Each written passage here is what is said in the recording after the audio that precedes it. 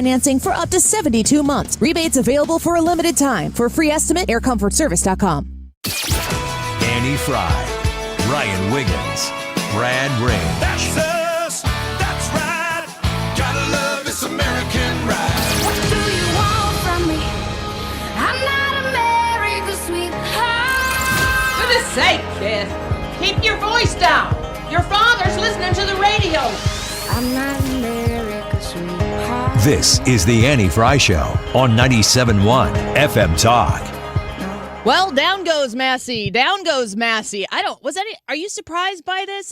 Was this a big surprise to you? I don't know if it was a surprise to a lot of people, but maybe a little bit of a surprise to Massie. I do think that if you're listening to this radio show on a pretty nice little afternoon here in St. Louis and you're like, who's Massie?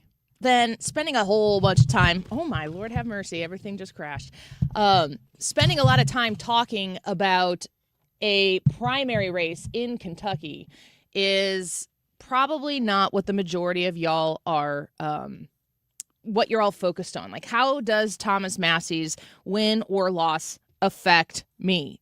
That is a valid question. And if you look at politics like sport, then yesterday was a really big deal. If you look at politics like these fools don't represent me and I feel like they don't understand what the responsibility of a good elected official, what it should be when they go to Washington, D.C. They spend money they don't have. They take it from my grandkids. And I can't understand how they're ever going to come together and agree on anything. It's just a matter of which majority you have that rules the day until that majority changes. Isn't that the way that we have moved into politics, where it's sport? For a lot of people, it's red team versus blue team. For a lot of people, it's just, if you were Team Massie, yesterday was a bad day and you've got your fists shaking at the sky. Now, Thomas Massie is a Republican. For people who are listening right now and they're like, Annie, well, who the heck is this guy? Thomas Massie is I say he's a Republican. He caucused with the Republicans sometimes. I think 91% of the time is the statistic that was out there. But he did fancy himself as a libertarian. He is somebody who did depart from the Republican Party on votes. And the truth of the matter is that his departure was very rigidly policy-based until it kind of wasn't anymore. And if you want to be a libertarian, it's America. You got elected. You got sent to Washington, D.C. Everybody knew who Thomas Massie was when they elected him the first time and reelected him since. Thomas Massie is a guy who he had a pin made for his suit that tracked the national debt. He wore it on his lapel just to remind people, this is why we're here. That's so simple to get behind. For me, for you, I'm sure if you're conservative minded, I know a lot of people who are on the left who are like, that's actually, I wish we would do a little bit of something about that. Over and over and over again, we see these different types of campaigns. We see different types of elected officials who get there and they kind of have their thing. And Thomas Massie's was being a budget hawk. That's a good thing. We need more of that. But there's something about Washington, D.C. that grips these people and turns them into kind of a caricature of themselves. Maybe it's the opposition that causes that to happen as well. But they become influencers rather than representatives. And I think that the interesting thing about Thomas Massie, and there are several other, I could stick with the Republican side of the aisle, which is this side of the aisle that I support. We could name names. Do we need to name names? MTG, she certainly was one of them. Matt Gaetz was kind of this type of person. George Santos kind of was this person. There are things about each of these individual representatives that I like, and there are certainly things about each of those representatives that I don't. Thomas Massie became an influencer. And here's the problem with being an influencer in Washington, D.C. When you are sent specifically to the House of Representatives, you are there specifically to represent the constituents that sent you there. It's a really important understanding in a relationship. If you are going somewhere to represent someone else, then it is your job, it is your duty to understand the wants and the needs of those constituents that sent you there and can send you back home once again. You are to reflect your constituency. But what does an influencer do? It is the inversion of what a representative does.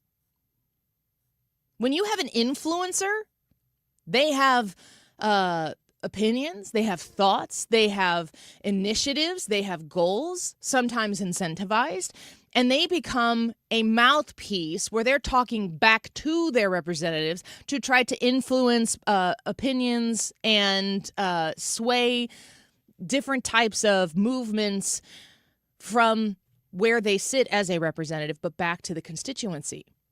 There has to be a balance there. You'd like to see the representative come from their district where they represent, give or take, 750,000 people, depending on the state, selected exactly for the party that is in charge of drawing the nonpartisan maps. You'd like to see a situation where the representative leaves the district, goes to D.C., and brings all the values, all the needs, the demands, the requirements of that constituency into Washington, D.C., and mix it up with all of the other people who are there to represent their 750,000, give or take, people. But you're supposed to have a strong influence that is homegrown. And then the influencer portion of this is supposed to be to try to influence within the representation that exists there within Congress. Because if you can influence those folks to say, this is why we need to do fill in the blank here, then you can use that influence to try to better life in the United States of America for your constituents and another's constituents. And the House of Representatives is the most cutthroat of them all because you just need one more vote than the other guys in order to get something done. You have to be influential. But it really feels like with the social media world, and this isn't going to change, I do think that constituencies are going to evolve in the way they receive it. You see folks who make it into Washington, D.C., and this is their key to celebrity. This is their key to brand build, to audience build.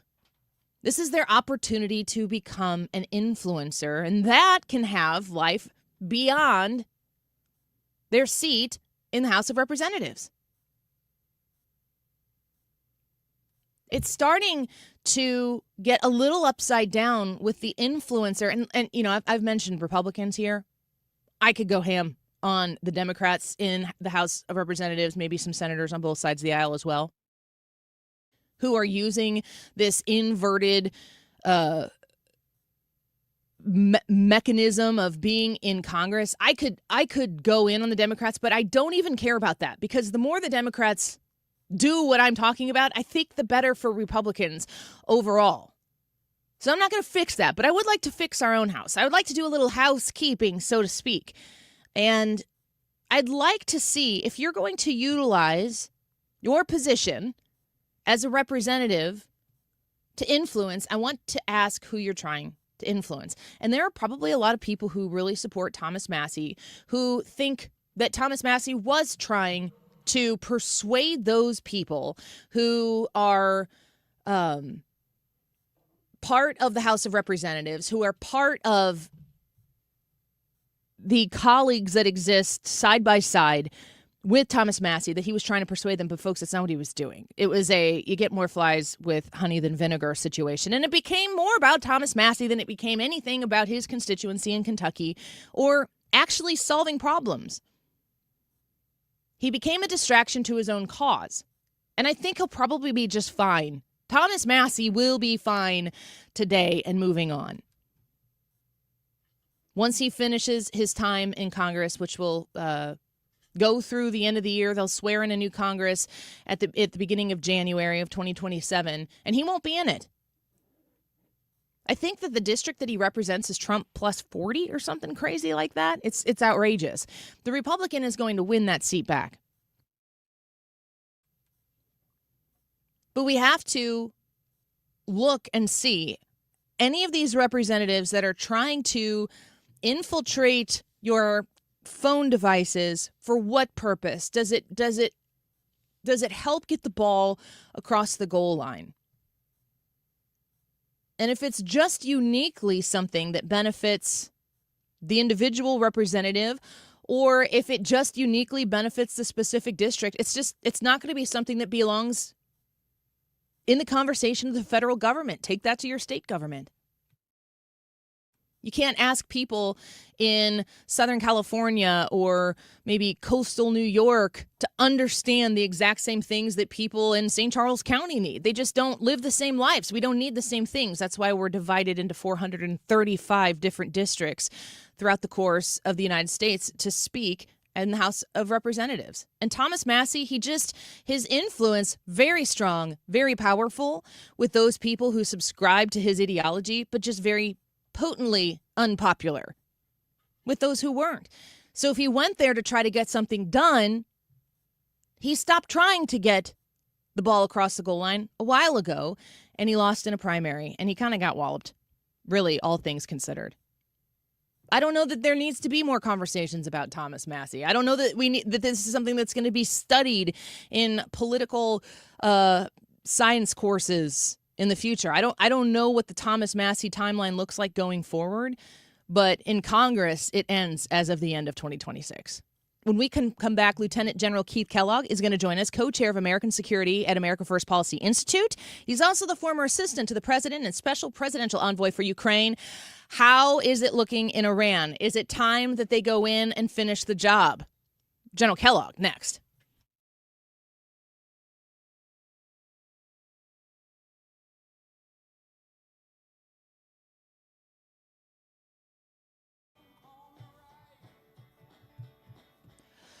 Point Pest Control, point with an E. You go to pointpestcontrol.com. Have you visited them yet? I hope you have. If you're already a premium service plan subscriber like I am, then, just sit here and bask in the glory of not having bugs in your home. Bugs are gross. They don't belong in your house. My kids will see bugs outside and they'll be like, Mommy, it's a bug. And I always say, this is their home. You be good to them out here. They don't belong in our home, and they don't probably really even realize it because we just don't have pests inside the Frey house. It's all thanks to Point Pest Control. They come out quarterly, and they provide us with a treatment. They can go indoors. Sometimes I just have them do the outdoors, depending on how things are going or whatever. But they'll come and take care of all of the areas. They'll also be able to identify, like in your basement, what kind of bugs you might have crawling around there that you don't see all the time. I always say, I don't want to know. Don't tell me. Just make them be gone. And they do. 636-798-0023 is the number to call. 636-798-0023. Mention Annie. Save 10% on the top of the best deal they got going. Point with an E. Pointpestcontrol.com.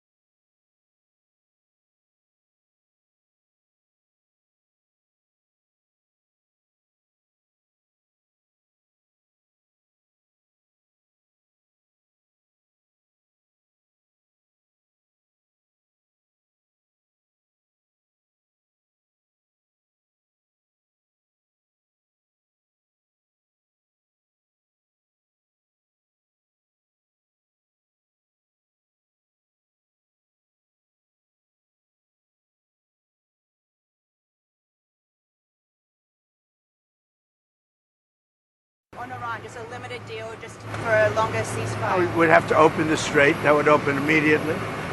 So we're going to give this one shot. I'm in no hurry. You never think, oh, the midterms, I'm in a hurry. I'm in no hurry. Ideally, I'd like to see few people killed as opposed to a lot.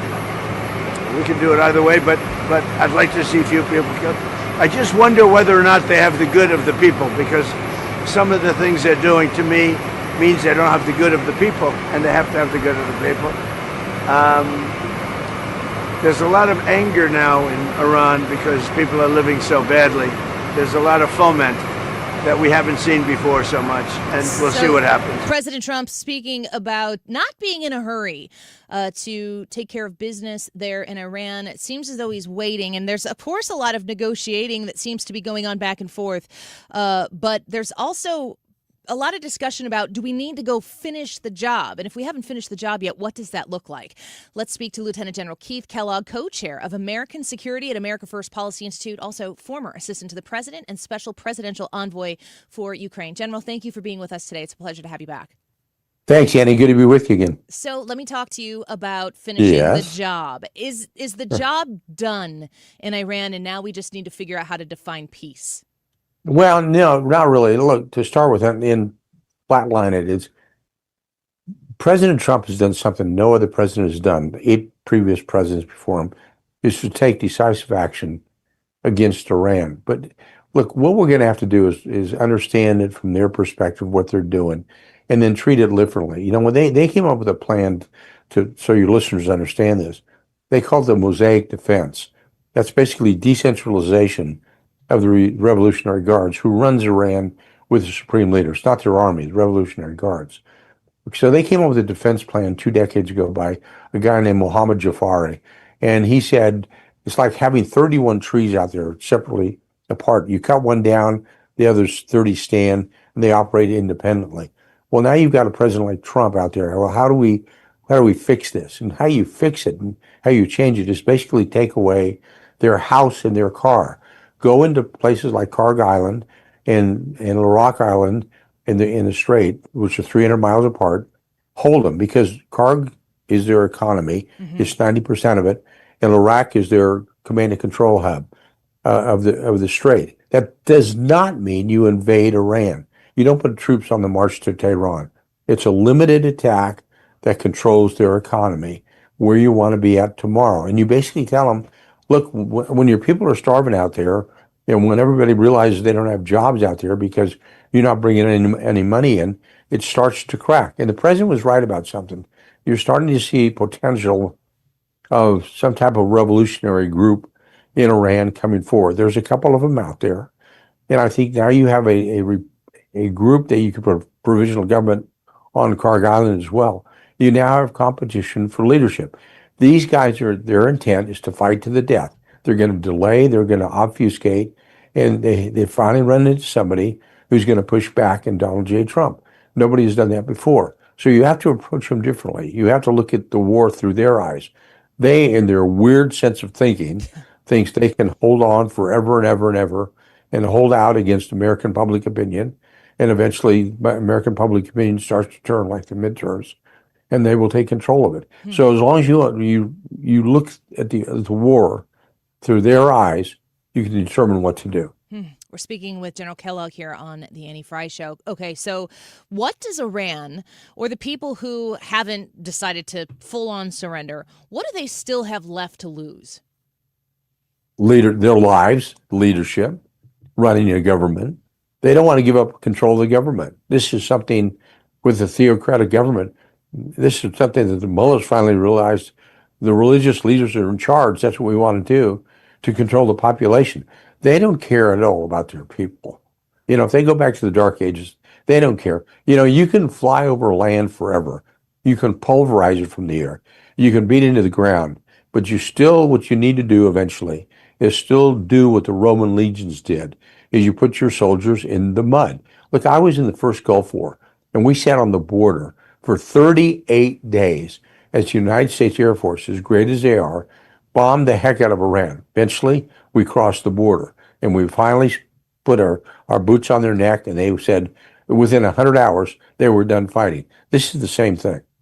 President Trump said as he was speaking there, I think probably on the way to speak to the Coast Guard at their commencement address, he said, "I'm not in a hurry." And he, brings up there that he knows that the midterms are around the corner. And so he's aware of the timeline that exists. So to me, it feels like the president is saying it's just a matter of time until the resolution that he is waiting for actually arrives. Do you carry that same sentiment that it is just a matter of time, or are there still some forks in the road that the president needs to navigate correctly in order to get there?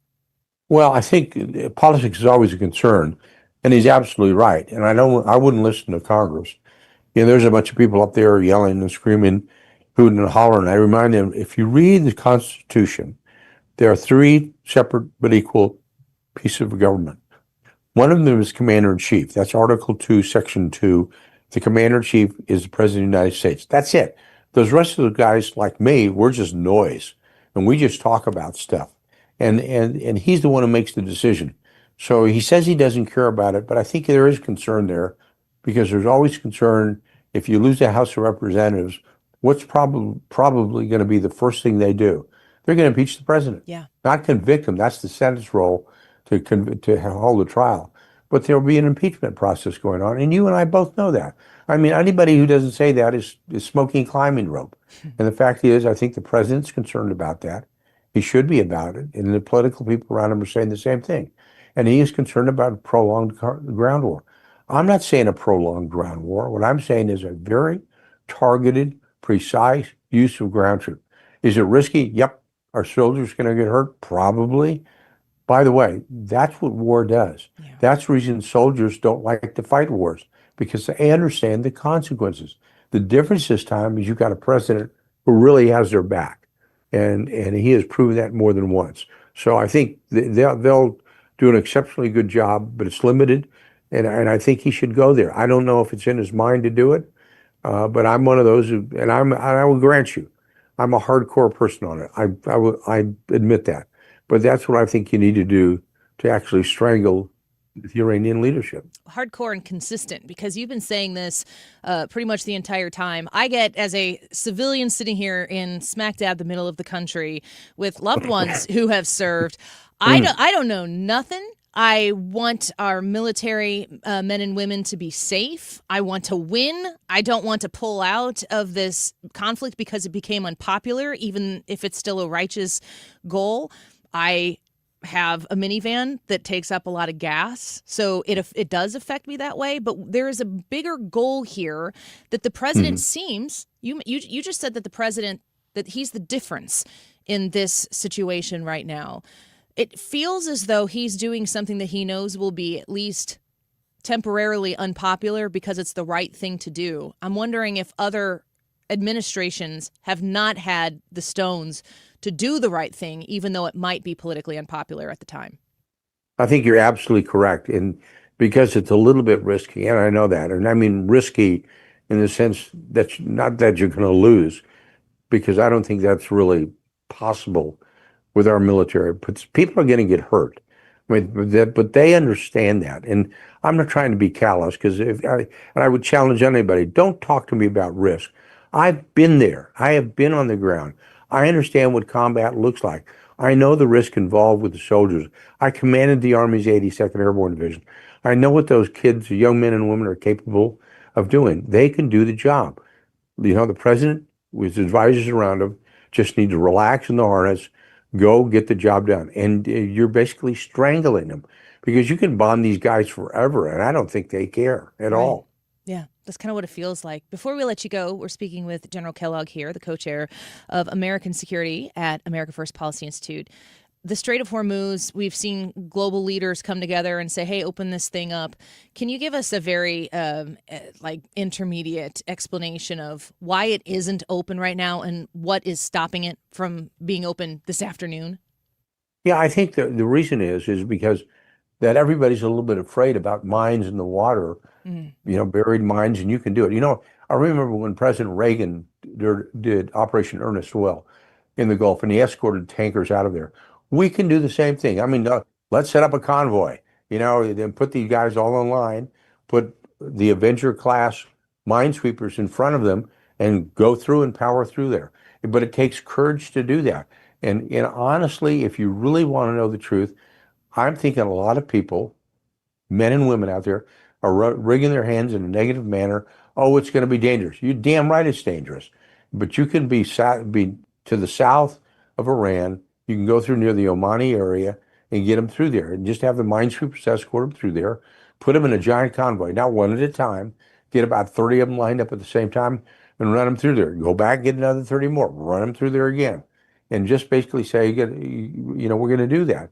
And the reason they don't do it is just, I think they're afraid there's risk involved. Yeah, there is. You could get hurt on this one. You could lose a tanker. So possible, sure. I don't think it's going to happen, but I think that's in the back of their mind, and they don't want to do it. They're waiting for us to quit, the Iranians, and they think that we're going to quit. Not with this president. Yeah, I think you're right on that. And, I think about the resolve that it takes, like knowing a few military members myself, and of course you and all of the people you've served with. These are incredibly resilient and strong, well-trained individuals who are looking for an opportunity to do this for their country and for the safety and security of the future. And sometimes we need to let them do their job, I think. And listening to you explain that makes me feel confident that we just got to choose to. Yes, exactly right. All right. Well, Lieutenant General Keith Kellogg, thank you for the time today. It's always a pleasure to have you here with us on the show. Thanks, Annie. Thanks for having me. Of course. We'll do it again soon. He is the co-chair of American Security at America First Policy Institute, also the former assistant to the president, presidential envoy for Ukraine. You can follow him on X at General Kellogg. 2 L's, 2 G's. Always great to speak with him. We will return here in just a minute. YouTube poll for today. Haven't mentioned this yet. All right. I need to know y'all's thought on this one. We're talking about local here. We're talking about downtown St. Louis. Now, the majority of you listening right now, you are within earshot of St. Louis, of course, by way of listening to us here on 97.1 FM Talk, St. Louis's conservative station. Why do you hesitate to come downtown St. Louis? Now, one of the options is that you don't hesitate. So if you're one of those, get on the Annie Frey YouTube channel and tell us, I don't hesitate to come downtown. I'm cool. Here are your other 3 options as to why you might hesitate to come downtown St. Louis. Safety and security, there's nothing to do downtown, or it's too difficult to navigate. Wanting to know where you sit right now on the invitation to come down and enjoy what St. Louis downtown has to offer. YouTube.com/@AnnieFrey. And a reminder, if you subscribe to the YouTube channel, Annie Frey YouTube channel, and you put the notification bell on, when we go live, you'll get a notification on your phone, and then you'll be able to see the live chat poll right there in the live broadcast. Just an easy way to do it. We also want your texts. 314-324-40. No, wait, I did the Stewie number again. 314-241-9797. You can text Stewie about a bagel, and I'll tell you more about that later. But if you want to text about the poll, 314-241-9797. We'll be right back. Men, if you're suffering from erectile dysfunction or PE, you're not alone. Most importantly, you don't have to live with it. Paramount Men's Medical Center restores men's sex lives in just one visit. Their painless breakthrough treatments eliminate ED and PE, even when Viagra and Cialis don't work. Here's Dr. Simovitz, specialist in men's health. Paramount Men's Medical Center's painless breakthrough treatments eliminate ED and PE, regardless of age or medical history. 98% of patients see instant results right in the office. Men are now lasting longer than they ever imagined. And the best part, at Paramount Men's Medical Center, your consultation and first treatment are free. Qualified patients even get their testosterone checked free. Call 314-887-4333. 314-887-4333. Take control of your sex life. Call now. 314-887-4333. Hey, it's Mark Reardon. I'm with Stewie from Stewart's American Mortgage. And if you're thinking about refinancing, he has some great advice. Mark, this is a great time to refinance. If you financed over the last 3 years, you're probably paying a higher rate. Take advantage now. Refinance with the Bagel loan. No closing costs, no title fees, no lender fees, nothing. Bagel looks like a zero, easy to remember. For those of you folks that are waiting on the sideline saying, hey, maybe the rates will go down more, I'm going to wait.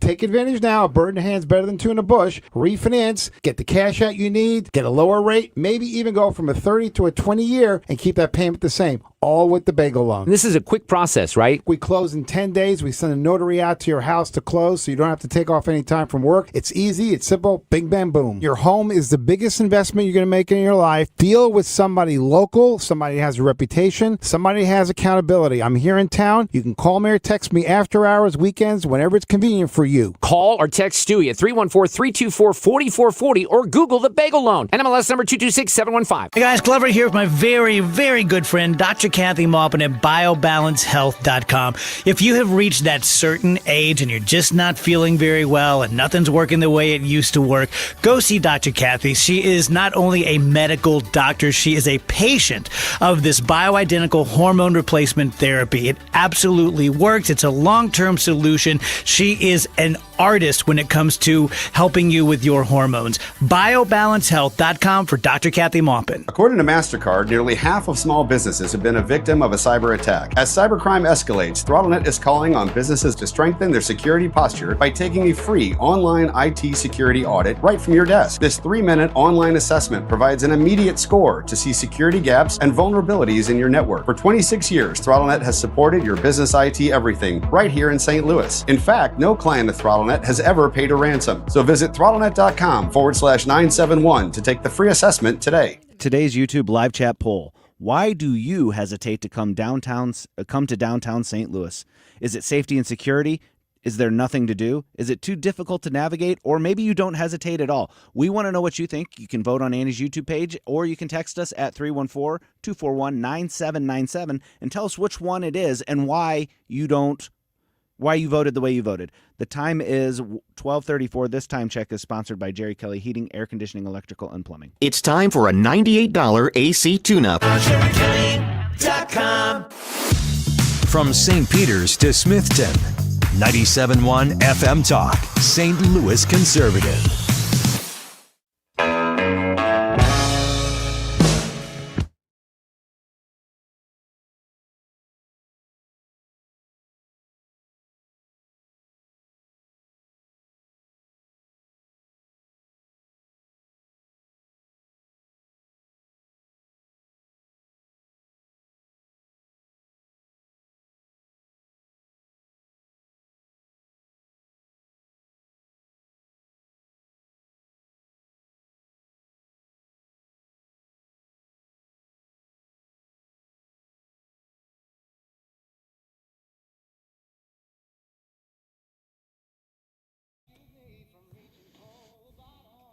Did you see at the beginning of the show where everything in front of me came crashing down? Oh, I did. I had a front row view for it. Yeah. I saw your coffee I caught it. move, and I thought that It's it still full. spilled. No. So it was, it could have been so much worse. Yeah. I know. I'd be at coffee. It'd be the thing I was the most sad about. That wouldn't have been the biggest issue. It would be for me. Really? Coffee being spilled everywhere, all over your workplace At as this you're point, about to begin your monologue? I'll just clean it. Just clean it up. Be quite the multitasking effort. Well, I reset everything while I was doing my monologue. You did. I'll have to go back and listen to whatever it was I was talking about. I know it was about Thomas Massie. And I said this yesterday because yesterday was the primary day. 6 different states voting in primaries yesterday. And the big story of everything was, of course, Thomas Massie. And I just don't. I'm kind of done in the. I don't care about the issues any less. But I just don't think that and I really don't think that you listening are losing sleep over whether Thomas Massie wins his primary. Maybe I'm wrong. I mean, I don't know. This is maybe the poll that I should do. But I feel like I do this, and then I find out 95% of you are like, whatever, it's Kentucky. What are your texts saying over there?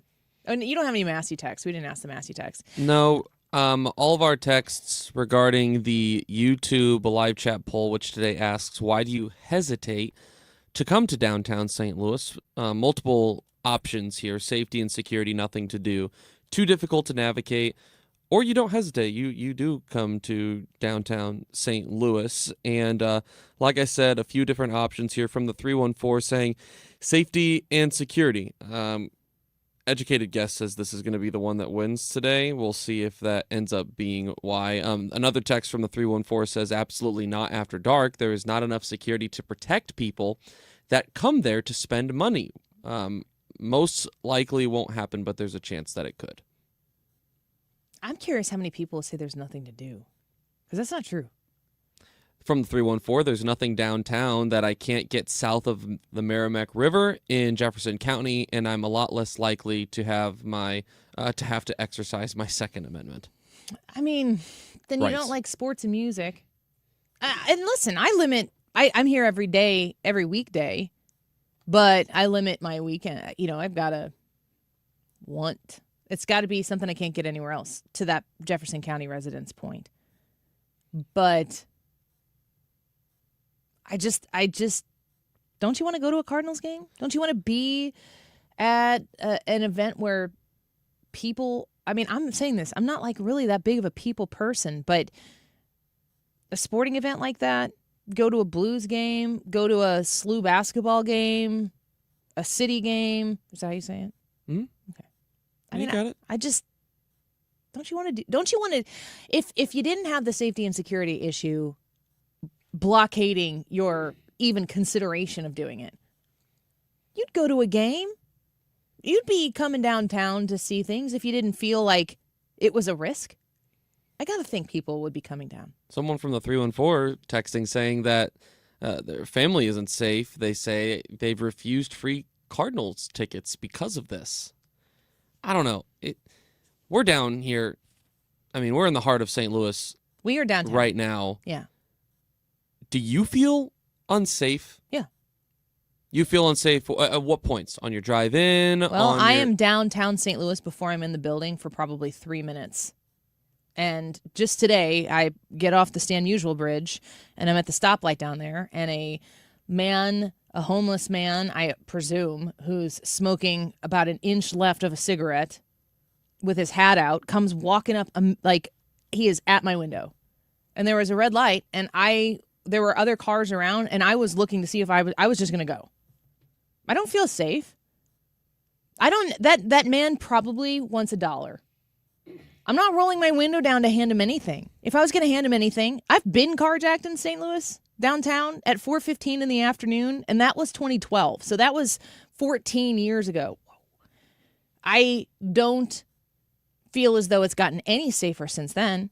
And the detectives that I worked with,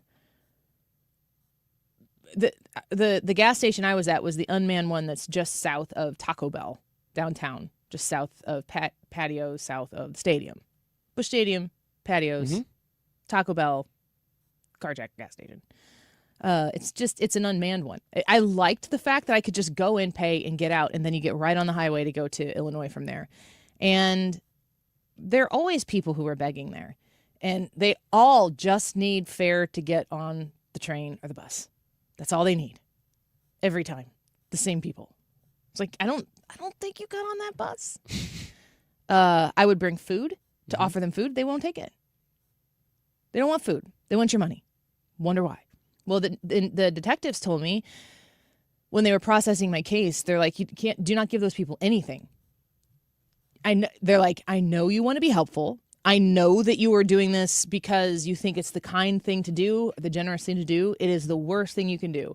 And this is what they told me, because I was like, but they need something, like even if it's food or whatever. They said, don't give them anything. He goes, there are so many places where those people can go to get the help that they need without any charge to them. There's a reason why they aren't there, because they have to make a decision with their life, stop doing drugs or whatever it might be, in order to go to those places to get everything that they need. And they're not willing to do that. So when you give them $1, if they're not willing to go to a place to get free food, free place to sleep, and all of this stuff, what are they doing with that $1? You're subsidizing the problem. And every time someone gives them something, they can live another day like that. He said they both told me, they're like, emphatically, you have to stop enabling the problem. And that really changed my perspective on it, because you feel like in that moment, they certainly make you feel in that moment like you're the only person who's going to help them. Like they need you. And the truth of the matter is there are a lot of places around this area that are offering them exactly the assistance that they need, and they're refusing it because they want to continue a lifestyle that they can't live while they're being provided all of these things in a shelter. And I don't want to be attached or associated with enabling that kind of a lifestyle. But that's broad daylight every day driving downtown. Just yesterday, we'll talk a little bit about this later in the show. When I was driving into work about 10:50, same drive, off the Stan Musial Bridge, like off of 70, get into downtown. To the left is a tent city, to the right is a tent city. And then you go through a few stoplights, and then you get to our radio station is located real close to Soldiers Memorial and the public library. And I was at maybe the second stoplight. I think it's the one that's by where the newspaper used to be, and ABC 30, possibly, if y'all know where that is. And there were sirens, which is not uncommon. You hear a siren downtown, it's like, whatever. It could be a whole host of things. But there were officers swarming from everywhere, high speed, all going east. And it turns out that there was a crazy person. I saw the St. Louis Metropolitan Police Department post on this on X. There was a crazy person who was running around. And, the thing about this is the sad part about this person, I don't know the person's state of mind. They're probably cracked out. This is not probably somebody who spent a lot of time at home really thinking about what they were going to do the next day, and then they showed up to try to cause chaos. This is the St. Louis Metropolitan Police post. Just before 11 a.m., District 4 officers received calls for a suspicious person for a man swinging a pipe near Locust and Broadway. Within minutes, a bike officer located the man at Broadway and Olive. Folks, this is the heart of downtown. Before the officer was able to get off their bike, the man threw a cup of coffee on the officer. The man then took off running north, and additional officers responded to the area to assist. Responding officers then encountered the man again near Broadway and Lucas. It says Lucas, that might be Locust. Is Lucas down there? Where they observed him with a metal pole. Officers gave the man multiple commands to stop and drop the weapon, but he refused. Officers attempted to tase the man, but it had no effect, which makes me think maybe there were some drugs involved. Officers again gave multiple commands for a man to stop and drop the weapon while giving chase. The man again refused, turned and ran toward the officer and raised the pipe. The officer fired his firearm at the suspect, but the suspect turned and attempted to hide behind a car. The officers continued to give commands when the man suddenly pulled a large butcher knife. A butcher knife! And lunged towards the officers. The officer again fired his firearm, ultimately stopping the threat. The suspect was taken to the hospital where he later died. No officers were seriously injured. Folks, this was yesterday? 11 a.m. This is when business is happening. This is when commerce is happening. Butcher knives, lead pipes, this sounds like a Clue game. And the destination is always downtown St. Louis or this area. Why? I mean, yes, we have to throw money at this problem when it comes to security and law enforcement. We have to throw a ton of money. Every penny that is left over that isn't going to tornado victims, can it go to security downtown so that people can be here safely? I don't know. I don't know what the solution is, but it can't just be throw money at it. We have to have a public relations come to Jesus meeting where we say, from Mayor Kara Spencer to everybody else who's involved, we know what the problem is here. It is unsafe to be downtown, and we are doing everything in our power to fix this. We know it's a problem, and we are addressing it, and we are addressing it now. There's all of this talk around the idea that the problem isn't real, that it's not a problem. We talk about other things that need to be fixed, but we don't actually address the main problem, which I suspect at the end of this poll is going to be revealed, at least anecdotally from our audience, that nothing happens until people feel safe and secure coming downtown. 11 a.m. Butcher knives and lead pipes. Something's got to give, right? Maybe you don't feel the same way. Vote on the YouTube poll. Why do you hesitate to come downtown St. Louis? You don't hesitate.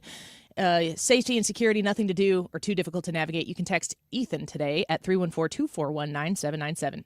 Ethan's Wiggins America next. Don't go away.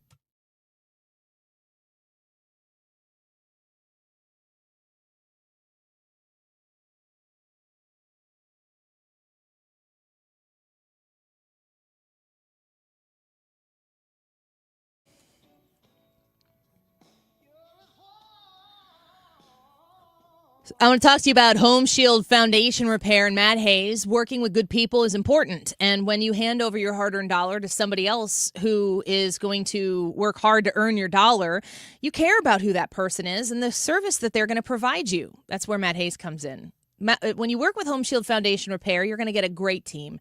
A team dedicated to foundation repair here in St. Louis, locally owned, family owned, and they're going to give you a final solution to the basement waterproofing issues that you've been facing. You've got water leaking in. It limits your ability to use your basement the way you should be able to, whether it's livable space or storage space. But it's not just the water that gets in, it's what the water leaves behind and what the water degrades as it makes its way into your basement. You need a solution, but you need it from somebody you can trust, which is why I encourage you to give Home Shield Foundation Repair a call and have them come look at your basement and tell you how they can fix it and see if they can earn your business. I think they will. 314-271-9900. Call 314-271-9900 and tell Matt Hayes that Annie sent you. Online at homeshieldfoundationrepairs.com. Hey, it's Annie. Grab your clubs and head to Tamarack Golf Course on Friday, May 22nd for the St. Clair County Republicans annual golf tournament. Shotgun start, 18 holes, carts, contest, lunch, and great prizes. Learn more at 971talk.com/events. You know Zero Res, the zero residue carpet cleaner that leaves your carpets truly clean with no dirt attracting soaps or harsh chemicals. Mark Cox here. Don't risk it with the other guys because they're having a flash sale right now with Zero Res. You go to ZeroResSTL.com. You can get 3 rooms of carpet, zero resified, starting at just $139 with a free hallway. Call 314-474-2020. Ask for the 97.1 special. The ACA Market Plan has just announced significant increases on their monthly premiums for 2026, with deductibles over $10,000. You can enroll with Greg Hammond's Freedom of Choice plans now. You don't have to wait. One of their plans lets you use any doctor, has 0 outpatient deductibles, and it's 30 to 60% lower than most Obamacare plans. Other options are full coverage PPOs with national networks, copays, and 100% annual preventative care. Also, there's no income disclosure required, so no potential tax penalties. If you pay for your own health insurance, you're uninsured, you're on COBRA, or your employer coverage is just too expensive, call Greg, and they'll provide all available options. Call 314-794-7784. That's 314-794-7784. Or go to greghammonds.com. That's greghammonds.com. He can custom design a plan managed and chosen by you, not the government. In the Palm Beaches, we are truly in a league of our own, with an unbeatable collection of year-round sports on display. Take a swing at tennis or pickleball, or get a front row seat to polo, baseball, and everything in between. Then, find out why we're called Florida's golf capital, with more than 145 beautifully manicured sun-soaked courses perfect for pros and beginners. When it comes to sports destinations, there's no competition. Curate your vacation at thepalmbeaches.com. You're listening to The Annie Frey Show. 97.1 FM Talk, St. Louis Conservative.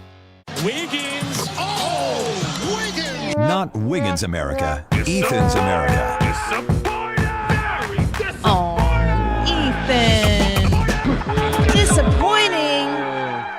Ethan's America. Should I just boo for the next 4 minutes? I could do that. No, you can't do that to Ryan this week. That's fine. All right. What if we had a rule you had to be very sweet to Ryan? That's fine. Let's say the words have to be sweet, but you can use a sarcastic tone the whole time. It's like a meet in the middle. I hope you're having a great week, Ryan Wiggins. I really believe you. Well, we are starting to get to vacation season. When does vacation season technically begin? Is it like as soon as school ends? My son is done with school. My husband is done with school. Congratulations to the men of the Frey household. Jerks sitting in our house right now, probably in their underwear playing video games. Sounds like a great time. Well, you I'm can not go going to join say. them. Well, I was about to say I'm not going to say I wish I could join them because that would be weird and It's like and the inverse probably tarps bring off. some. I saw a comment last night on Twitter that said, "Last night I got so excited that I accidentally took my pants off, not my tarps off." That's another great game. We'll talk about that later. Yeah. Vacation season starts when school is out because so many people. There are people who don't have kids in school, but there are a lot of things that kind of. You're lucky if your vacation can be when you want to take it. Despite the gas prices being higher than ever, and you could argue along with airfare is extremely expensive right now as well. Almost 3 of every 4 Americans are planning to travel this summer, and of those 72% of Americans, 37% expect to take more than one trip. So the question often becomes, where do you expect to go? Where's the best place to go? And I found a list that is based off of a bunch of different things factored in, mostly based around affordability, but not entirely. Okay. This includes local costs, travel costs, attractions, good quality weather. Can I put a call out to anybody listening right now that knows, maybe within an hour, drivable? I want messages on the Annie Frey Show Facebook page, or you can tweet me at Annie Frey Show. Maybe within 1 to 2 hours of the St. Louis metro area, places people could take vacations this year. That we don't know about. That's a really good idea. Send them to me on the Annie Frey Show Facebook page. Places you've go, if you own a place, let us know. Especially in a year like this, where, like we said, affordability is a challenge. I think it is important to be able to decompress and take some time, whether it be a long weekend. You got to unplug your brain and plug it back in later. But not everyone has the capability to do that, to go take a big trip for a whole week. So, I think that is a really good idea. So it also takes weather, activities, safety. I found this massive list. And some of these will actually kind of surprise you based off of how things end up tabbing. Number 1, best place to visit this summer, Atlanta, Georgia. Okay. The reason being is that it is some of the shortest flights based off of if you're in the hub. So there's a lot Midwest, of planes going to you're Atlanta. On the East Coast. Costs for flights are much cheaper. Has a lot of different diverse attractions as far as things to do. Ranks well when it comes to like wellness center, spas, shopping areas, good food and nightlife. Atlanta seems like a place you should definitely go once. You might not be like, oh, we go to Atlanta every summer.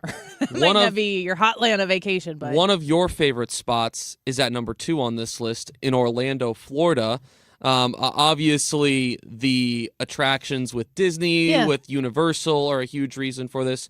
Also, another huge airport. So I think that probably has a huge part of this is affordability. Where can you go and go to a place where you're not having to pay an insane amount of money? Well, maybe we'll revisit this a little bit later in the show. And definitely text us your recommendations too. 314-241-9797, a direct line to the show. You can message the Annie Frey Show or tweet me at Annie Frey Show. If you have 1 to 2 hour drive from St. Louis, recommendations, places to camp or to visit, or just cool places that maybe not everyone knows about, we'd love to share those with you, the audience. When we come back, Deroy Murdock and Attorney General Catherine Hanaway. We'll be right back.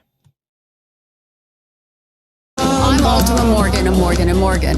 Every time one of my children started driving, it was terrifying. I am quite aware of the dangers being on the road. Thousands of accidents happen across the country. We see it every day. These families' lives will be changed in an instant. We fight for these families as if they were our own. We've become America's largest injury law firm by winning cases just like these. If you've been injured in a car accident, call us. Injured? Dial pound law or visit forthepeople.com for an office near you. Men, need a clinic that accepts all insurance, including Medicare? U.S. Men's Medical Center in St. Peters does. U.S. Men's helps men experiencing loss of energy, focus, concentration, and low libido. And they accept all insurance, even Medicare, Medicare for testosterone replacement therapy. Patients love the staff and the fact that, yes, I'm going to say it again, they accept all insurance, including Medicare. Feel better? Call U.S. Men's Medical Center at 636-244-5333. This is Congressman Bob Onder. Americans demanded border security, and House Republicans delivered. According to the Department of Homeland Security, for 10 consecutive months, U.S. Customs and Border Protection has reported 0 illegal aliens released at the border. I'm proud to have worked with the Trump administration to secure our southern border and uphold our immigration laws, and will keep fighting to advance strong policies that protect Missourians and keep America safe. Paid for by official funds authorized by the House of Representatives. Mrs. Weiland, why don't you go ahead and read the top line for me? I should. Next line.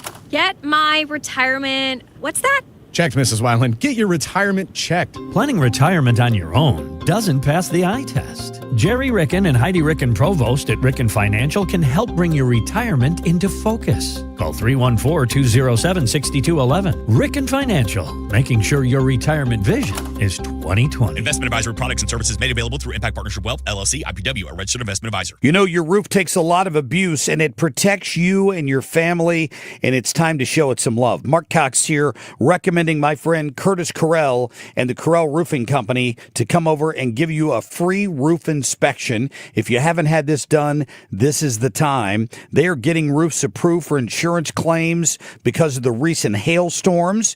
You know, if you haven't had your roof inspected in the last 5 years or so, you need to let Curtis get up there and look for leaks and damage. They've had hail this spring that has caused damage to roofs. Any hail over an inch to an inch and a half can cause that. At Carrell Roofing, they will not overcommit. They pay attention to detail. They did a great job on my roof, and I've got a lot of good friends who've hired Carrell Roofing and bragged to me about what a great job they did. Just call them at 314-222-9529. Order your roof inspection today and tell them Mark Cox sent you. It's CarrellRoofingCo.com. KFTK FM Florissant from the Kaufman Townsley St. Louis's Injury Lawyers Studio. Call 314-777-7777. That's 314-777-7777. 30 years in the making. I'm Lisa Brady, Fox News. We are announcing an indictment charging Raul Castro and several others with conspiracy to kill U.S. nationals. Acting U.S. Attorney General Todd Blanche speaking in Miami, where the indictment was returned by a federal grand jury and unsealed today, charging former Cuban President Raul Castro and 5 others in connection with the deadly shoot-down of 2 humanitarian flights operated by Miami-based exiles over international waters, killing 4 Americans. Blanche says the indictment sends a clear message. The United States and President Trump does not and will not forget its citizens. Castro, who's now 94, was Cuba's defense minister at the time. This comes at a time of rising tension between the U.S. and Cuba, with the Trump administration urging a new course in relations following the capture of Venezuela's leader after he was indicted in the U.S.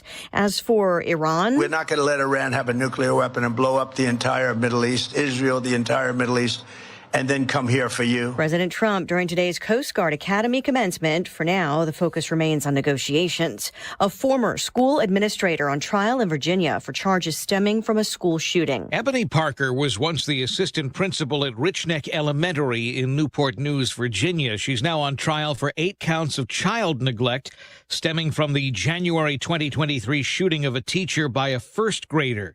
Prosecutors say Parker was informed the child likely had a gun with him, but decided against searching the child, stating his mother was coming to pick him up from school.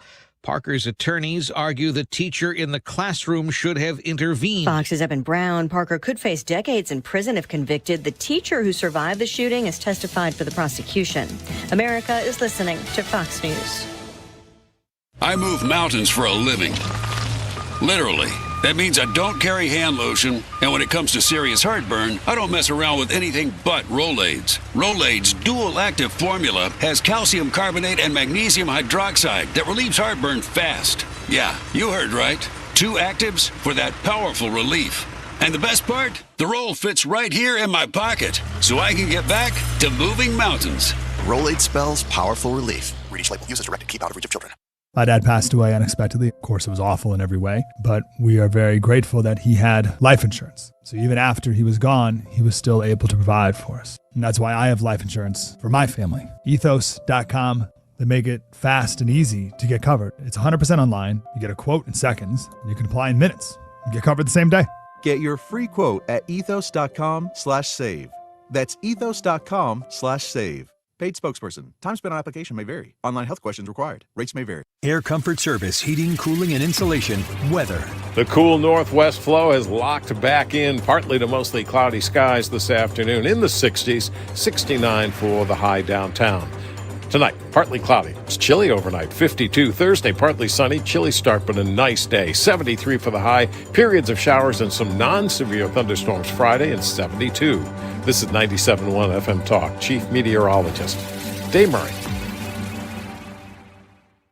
The Annie Frey Show is sponsored by Air Comfort Service Heating, Cooling, and Insulation. Get your AC ready for summer while helping shelter pets. Book your AC clean and check in April, and Air Comfort Service will donate a bag of pet food to Open Door Animal Sanctuary. AirComfortService.com/pet food. Annie Frey, Ryan Wiggins, Brad Ring. That's us. That's right. Gotta love this American ride. What do you want from me? I'm not America's sweetheart. For goodness sake, kid. Keep your voice down. Your father's listening to the radio. I'm not America's sweetheart. This is the Annie Frey Show on 97.1 FM Talk. We are here because a white supremacist dictator known as President Donald Trump thought he could silence us. They thought they could stop a movement.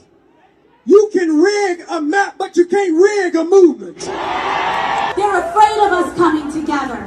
They're afraid of us protecting one another. We have seen this before, where some people in black robes try to deny or take away our rights. So you've got a few members of the political class who are black who are trying to say that racism is rearing its ugly head. It's back on the prowl.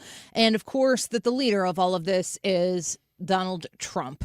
Gosh. I guess it doesn't end. It really feels, though, I'm just going to say, before we get to Deroy, it feels like when they go to this talking point, they've run out of everything else. Let's talk to our friend Deroy Murdock, nationally syndicated columnist, Project 21 ambassador, and Fox News contributor and author of Black Candidates Do Not Need Black Voters to Win in The Spectator, which you can read right now. Deroy, happy Wednesday. Welcome back. Annie, happy Wednesday to you, too. So you hear this stuff, and you know, you're listening to some of these, Cory Booker included, talking about how, you know, black people, they're trying to come at you again. How does that make you feel? Well, it's just so tiresome. You know, we've heard this for decades. These people just have nothing else to talk about, and the rhetoric is just so extreme and so insane. You had, I think, on Saturday, you had Congresswoman Ayanna Pressley from Massachusetts. She's one of the members of the squad, and she said, if I can remember exactly the words, that the Trump administration would rather have black people picking cotton than picking the next president of the United States. I mean, really? Black people out picking cotton. And what I love about this, and they always get this wrong because they're so historically ignorant, the people who had blacks picking cotton for free, not being paid as slaves, those are not Republicans. Those are Democrats. Democrats were the ones who ran slavery.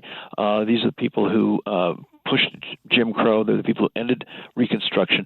And the Republicans were the ones, Abraham Lincoln and Ulysses Grant and the rest, were the ones who liberated slaves, emancipated slaves, tried very hard to have Reconstruction. In fact, under Reconstruction, you had black members of the U.S. House of Representatives. You had black senators who, after the Civil War, representing Mississippi and other states in the Congress.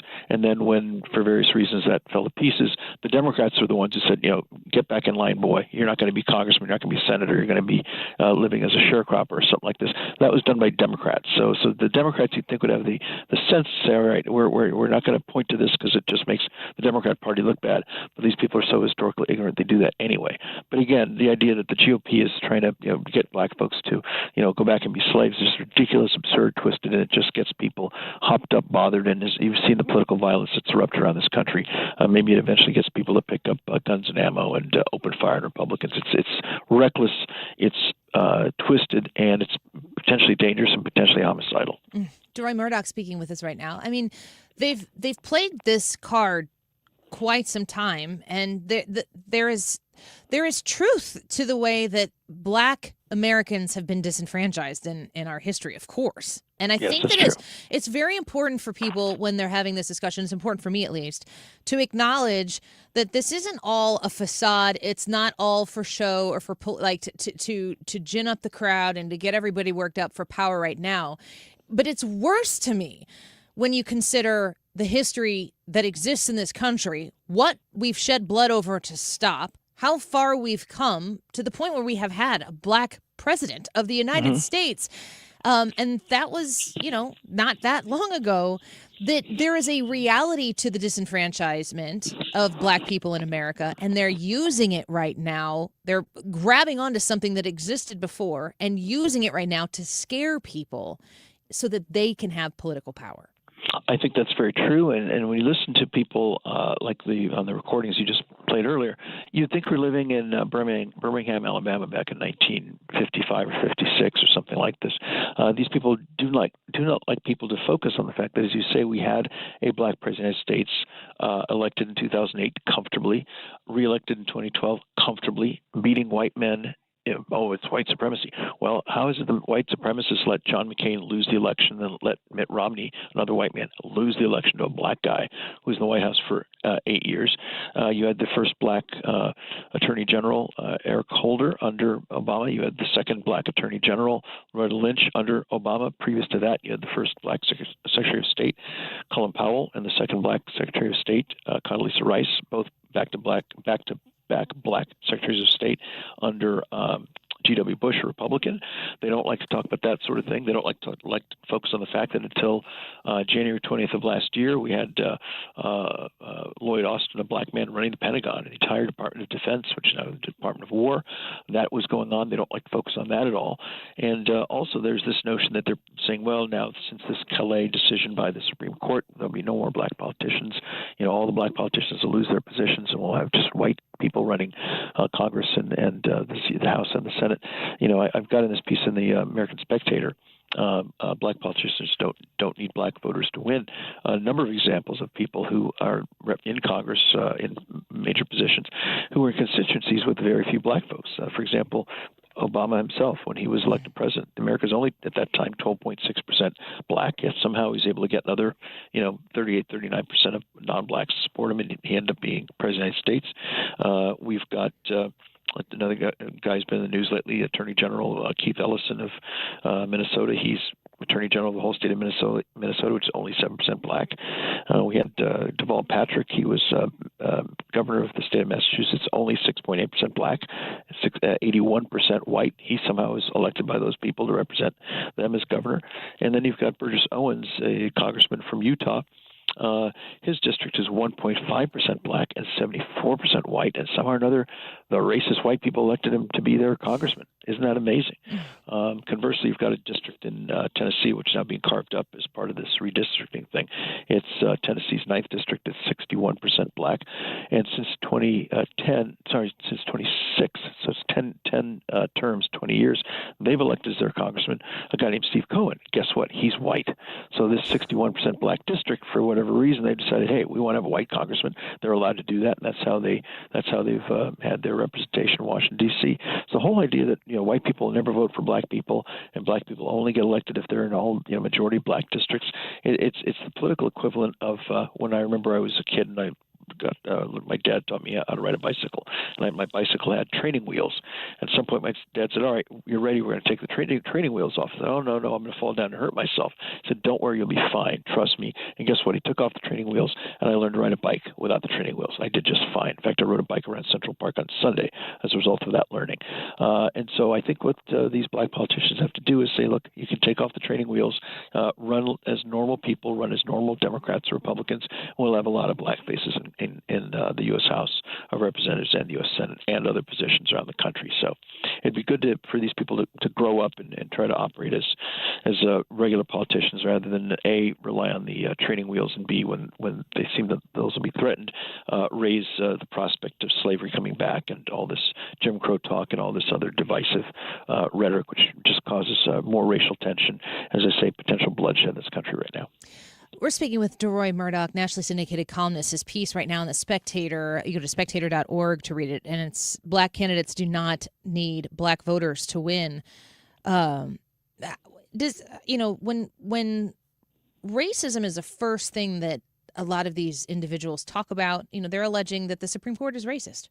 That if you are on the Supreme Court and you ruled in favor of the Kellogg decision, that you are a racist, and that anybody who supports their understanding of the Constitution as it is applied to districting, I mean, at its core, what their ruling said is you can't use a person's skin color to define who will represent them, and you can't use it to disenfranchise other people who might have a different skin color. These are all things, details that you don't ever hear being discussed into the megaphones in front of the crowds on the steps of the Capitol building. It's meant to scare. It's meant to rile people up. And you and I have talked about, I have not forgotten about your phrase, nervous white people. I think it's the funniest thing that I've ever heard. There are people who are my way of thinking, and you and I agree on pretty much most all things politically, but there are people who are like me that are white, that are nervous to talk about these issues because they've been scared away in the last 10 to 15 years. They've been told to sit down and be quiet, and they've said, fine, I'll just do that. They vote the way they vote, but they stay quiet. Should there be noise pushing back on what we're hearing from the Cory Bookers of the world and all these other individuals that you list in this article? Oh, absolutely. Look, I think anyone in this country, black, white, or otherwise, has the right to talk about this sort of stuff. And whether you agree with both of us or disagree, stand up and state your piece, and try to be factual and try to be rational about it. I think those are appropriate requests. But, yeah, you have the right to get up and say whatever you want. And one of the things people ought to say is, it's very hard for people to say the Supreme Court is being racist when their decision said you may not use race when you are redistricting congressional districts. Race should not be a factor. How can you be racist for saying don't use race? Now, the court did say, and this is something that it doesn't really come out in the liberal left-wing media, they said that you may look at race if there is intentional discrimination. You have to prove that there is, according to the language of the decision, at least the inference of intentional discrimination. And if there is the inference of inference of intentional discrimination, then yes, you can use Section 2 of the Voting Rights Act and go about racial redistricting. If somebody who drew these congressional lines said, hey, we hate black people, we hate Hispanics, whatever, let's carve lines out to exclude these people, or we hate white people for that matter. And if that's the case, then when you're redistricting, you can perhaps use Section 2 of the Voting Rights Act. All you hear is, oh, they gutted the Voting Rights Act, or they gutted Section 2, or they destroyed the Voting Rights Act. All the court said is, look, you need to show there's intentional discrimination, not, this district is only 10% black and America's 12.6% black, so therefore it's racism. Now, maybe when they were trying to put Republicans and Democrats together, they happened to do it in a way that reduces the number of black people in a district. It doesn't mean they deliberately all sat down in a room and said, hey, here's where we can really screw the blacks. Let's do this district that way. You need to show that there's some intentional racial discrimination before you can use Section 2 of the Voting Rights Act. That's what this decision said. It didn't say, hey, let's make sure black people will never be elected to the U.S. House ever again, which is the way it's being presented by Cory Booker, Ayanna Pressley, and James Clyburn, and all these other people who, the racial arsonists who seem to do nothing other than find different ways for us to tear this country to pieces. Deroy Murdock speaking with us. Before we let you go, I have to ask you, yesterday, 6 primaries across the country. Thomas Massie does not win his primary. Did that come as a surprise to you? Is it such a unique situation that it doesn't really say a whole lot about everything else? Or do you think that there is something to read out of the Thomas Massie primary loss last night? Well, I think the lesson from the Massie loss is that if you're a Republican, it's really a good idea to be a team player. Now, that doesn't mean you're going to vote 100% with the party all the time. There'll be various reasons where people have philosophical differences, or maybe this makes a lot of sense nationwide, but hey, in my district, it's kind of a problem. Fine, people will go off the reservation, here and there. But Thomas Massie voted against the One Big Beautiful Bill. He voted with the Democrats on some of these war powers things to reduce the president's ability to keep Iran from ever having a nuclear weapon. He opposed Trump on a whole lot of things, time and time again. I don't think he did so because he's a left-wing Republican as such. He's not really a rhino per se. He's sort of a super overly idealistic libertarian, and he's one of these people who I think will oppose something that is 95% limited government pro-market because it's not 99%. Yeah. That, if it comes 95% the way you want, that's not good enough. It has to be 100% pure.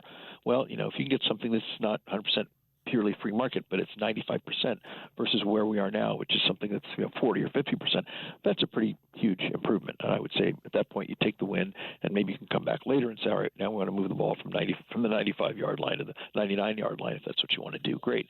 But he's the kind of person to say, nope, it's not perfect, so I'm going to vote against something that's very good because it's not perfect.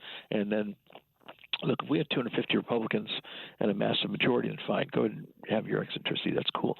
But these votes very often come down to one or two votes. There's a microscopic majority. I mean, the GOP caucus is almost. I mean, it's literally within about two seats of going away and having Hakeem Jeffries get the gavel even before the midterm elections. So when you've got something that tight, you really need to be a team player on important votes, and he wasn't. And I think Trump got very tired of that, and now he's going to be former congressman within about 6 months. Yeah, it's pretty incredible. President Trump's coattails, they still have a little bit of power in them. They sure do. Deroy Murdock, it's a pleasure to speak with you again. Thanks for joining us today. Annie, great to talk to you again. Thank you. Bye-bye. Bye-bye. Deroy Murdock is a nationally syndicated columnist, Project 21 ambassador, and Fox News contributor. His latest piece in The Spectator, Black Candidates Do Not Need Black Voters to Win. I think it's a really interesting, well-researched piece from Deroy. We're going to break right now. In 10 minutes, we're going to speak with the Attorney General from the state of Missouri, Catherine Hanaway. Some exciting things to discuss with the Attorney General here on the Annie Frey Show, so stick around for that. The YouTube poll, why do you hesitate to come downtown St. Louis? Is it the safety and security? There's nothing to do? Too difficult to navigate? Or you don't hesitate? You don't have a problem. You go to youtube.com/@AnnieFrey, and in our live broadcast right there in the live chat, you'll find the live chat poll. You can also text us at 314-241-9797. We'll be right back.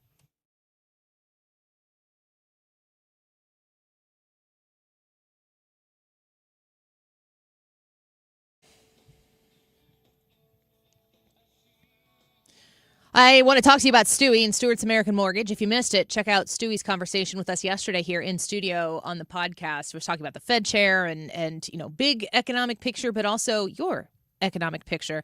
Specific to you, though, if you've got a new home purchase that you're looking to make, I want to talk to you about the bagel loan and an opportunity that exists right now that didn't exist a couple weeks ago. This is an opportunity to get a really fantastic deal on the first year of your mortgage, but only when you work with Stewart's American Mortgage. If you call him or text him directly at 314-324-4440, tell him you want to know about the bagel loan and that you heard about him here on the Annie Frey Show.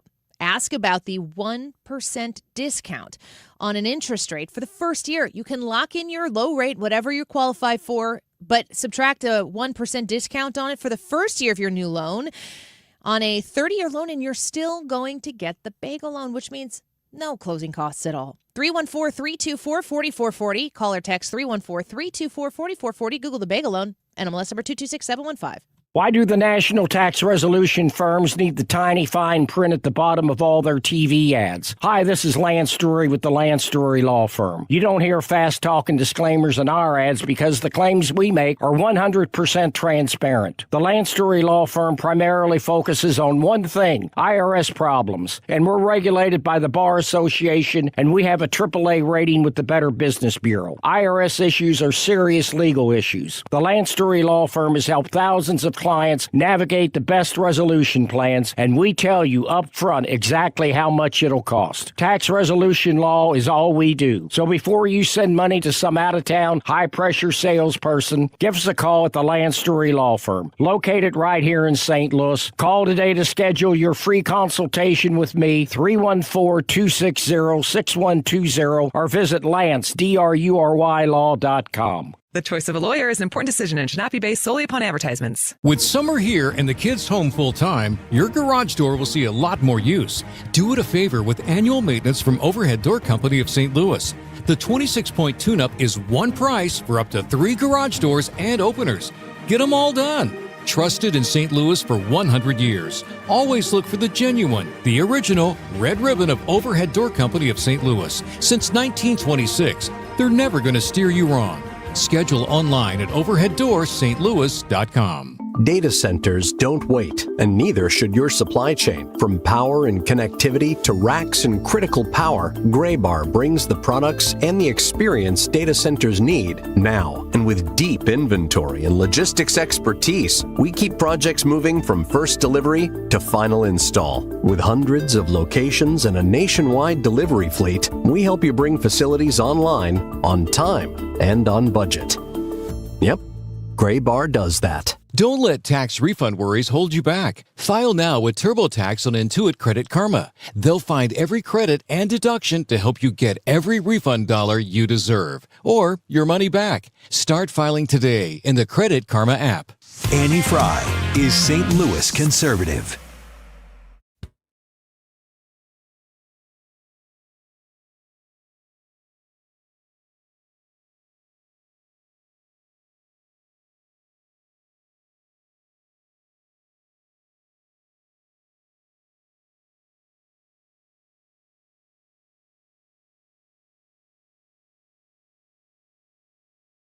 I got a crick in my neck. It might be from this microphone stand. I got to get used to this, but it's not really a big deal until I have to look now at. I always look up there. We got this brand new studio and everything is so nice and shiny and new, but things aren't where they used to be. So it'll take me a week, maybe 2, to get new muscle memory. But I keep looking up there and seeing this vacant wall where this monitor that I used to look at used to be, which I wanted to look and see what the song was, so I could refer to it. But I turned my head because it is very far to the left. I hurt my neck. It hurts your neck? No, I hurt my neck. Like you it tweaked. Neck. You heard the audible Ethan, tweak? 20 years from now, you're gonna walk down a hall and you're gonna step wrong, and it's gonna plague you for a week. Hey, you watch your mouth. No, all right? I'm not threatening you. I'm informing you. Don't you put that evil on me, Ricky Bobby. Yeah. Listen, I don't know if I can get workers' comp for having to turn my head to the left. That actually on this station, maybe. I was what possibly would workman's comp really be used for here? I don't know. Outside of that, I should have hazard pay for having to work maybe with Wiggins. a sore throat or something like that. Maybe I do get laryngitis a lot. The YouTube poll for today: why do you hesitate to come downtown St. Louis? Is it the safety and security? Nothing to do? Too difficult to navigate? Or you don't hesitate? Brad, what are your thoughts? My thoughts on this are it really just depends on my situation. If I'm by myself, I'm less hesitant to come downtown because I'm less worried about safety. But if I've got my wife or if I'm bringing the youth group down here or something like that, actually, I won't bring the youth group to downtown.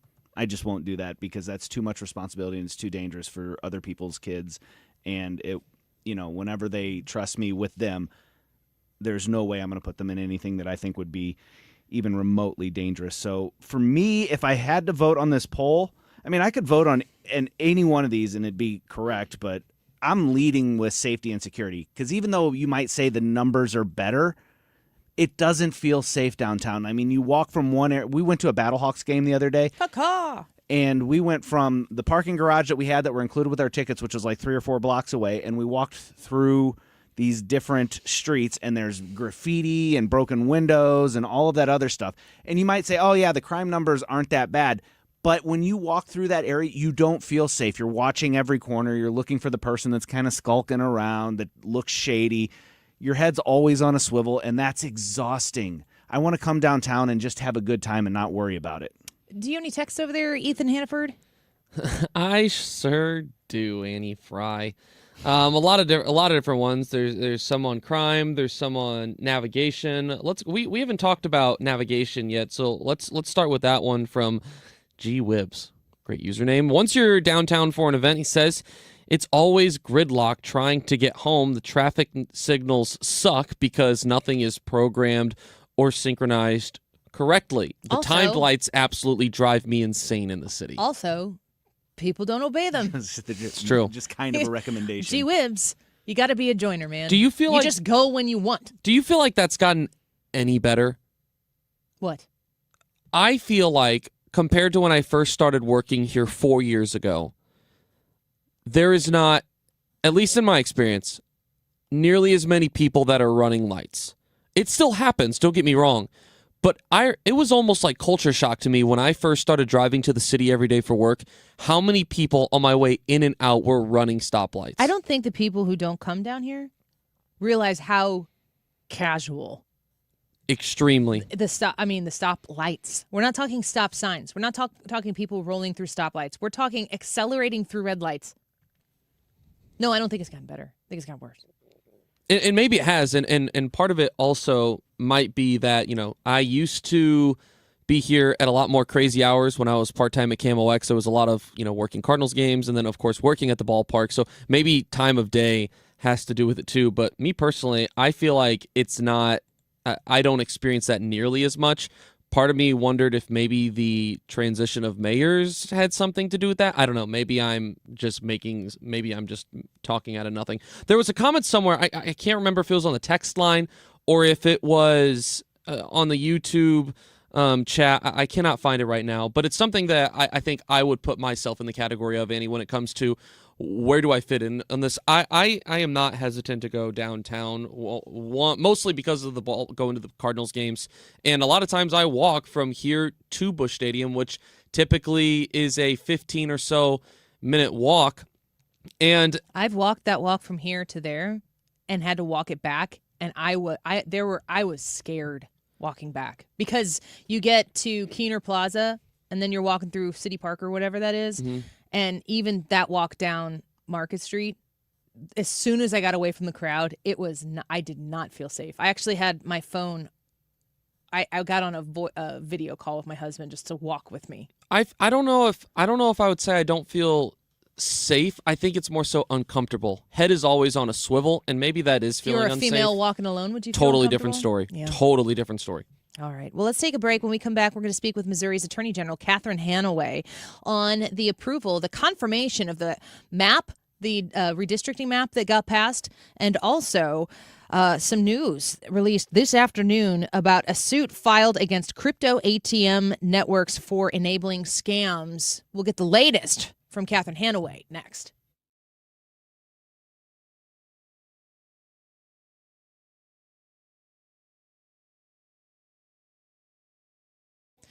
Civia Law. You find him online at civialaw.com. Todd Civia, he's your guy. He's the one you've been looking for, the person who you can sit down with, you and your spouse, and make a plan. And I really want to stress how much more relieved you're going to feel on the other end of this. Now, I'll tell you, too, that he can he can get all of this done in like 2 weeks. You sit down and have an initial meeting with him, and you discuss with him maybe what you have. Maybe you had an estate plan put together 20 years ago. Boy, a lot has changed since then, hasn't it? You need to have it relooked at. You need to have it reestablished, and you need to tap into all of the knowledge that Todd Civia specifically has to make sure that you've maximized what that estate plan can do to protect you in all sorts of different ways. Reach out to him and mention my name, because when you call 833-995-WILL, 833-995-WILL, and you mention Annie, you're going to get your strategy session fee, $300. That fee's going to be waived. But you got to throw my name out there when you call. My husband and I worked with Civia Law. I encourage you to do the same. Missouri and Illinois offices alike, 833-995-WILL, civialaw.com. When you're approaching retirement, there are a lot of questions to answer. Do you have enough money to fund your income for life? How should you claim Social Security? And what's your plan for health care and long-term care? Hi, I'm Eric Robert, Director of Investments with the ClearPath Wealth Management Group at Stifel and host of On the Money Saturday mornings at 11 on 97.1 FM Talk. Don't leave your retirement to chance. It's crucial to understand and address relevant risks before you retire. Our team can help you get organized, guide you through critical retirement decisions, and create an investment portfolio designed around your needs. To schedule your free retirement plan consultation, go to clearpathinvesting.com. That's clearpathinvesting.com. Or call us at 636-695-2650. That's clearpathinvesting.com or 636-695-2650. Stifel Nicholas and Company Incorporated, member SIPC and NYSE. Today's YouTube live chat poll: why do you hesitate to come downtown St. Louis or come to downtown St. Louis? Is it safety and security, nothing to do, too difficult to navigate, or maybe you don't hesitate at all? Leave us a text on the text line, 314-241-9797. That's 314-241-9797. Leave us a text and tell us what your vote is and why it is what it is. AG Catherine Hanaway up next. The time is 1:32. This time check is sponsored by Jerry Kelly Heating, Air Conditioning, Electrical, and Plumbing. It's time for a $98 AC tune-up. JerryKelly.com. Real talk, today's issues. 97.1 FM Talk, St. Louis Conservative.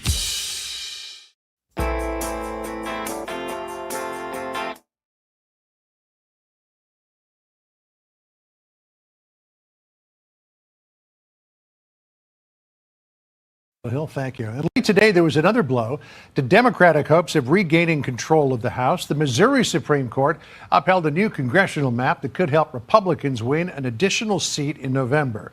Missouri was the second Republican state after Texas to redraw its congressional districts at President Trump's urging last year. Did John Roberts just say Missouri?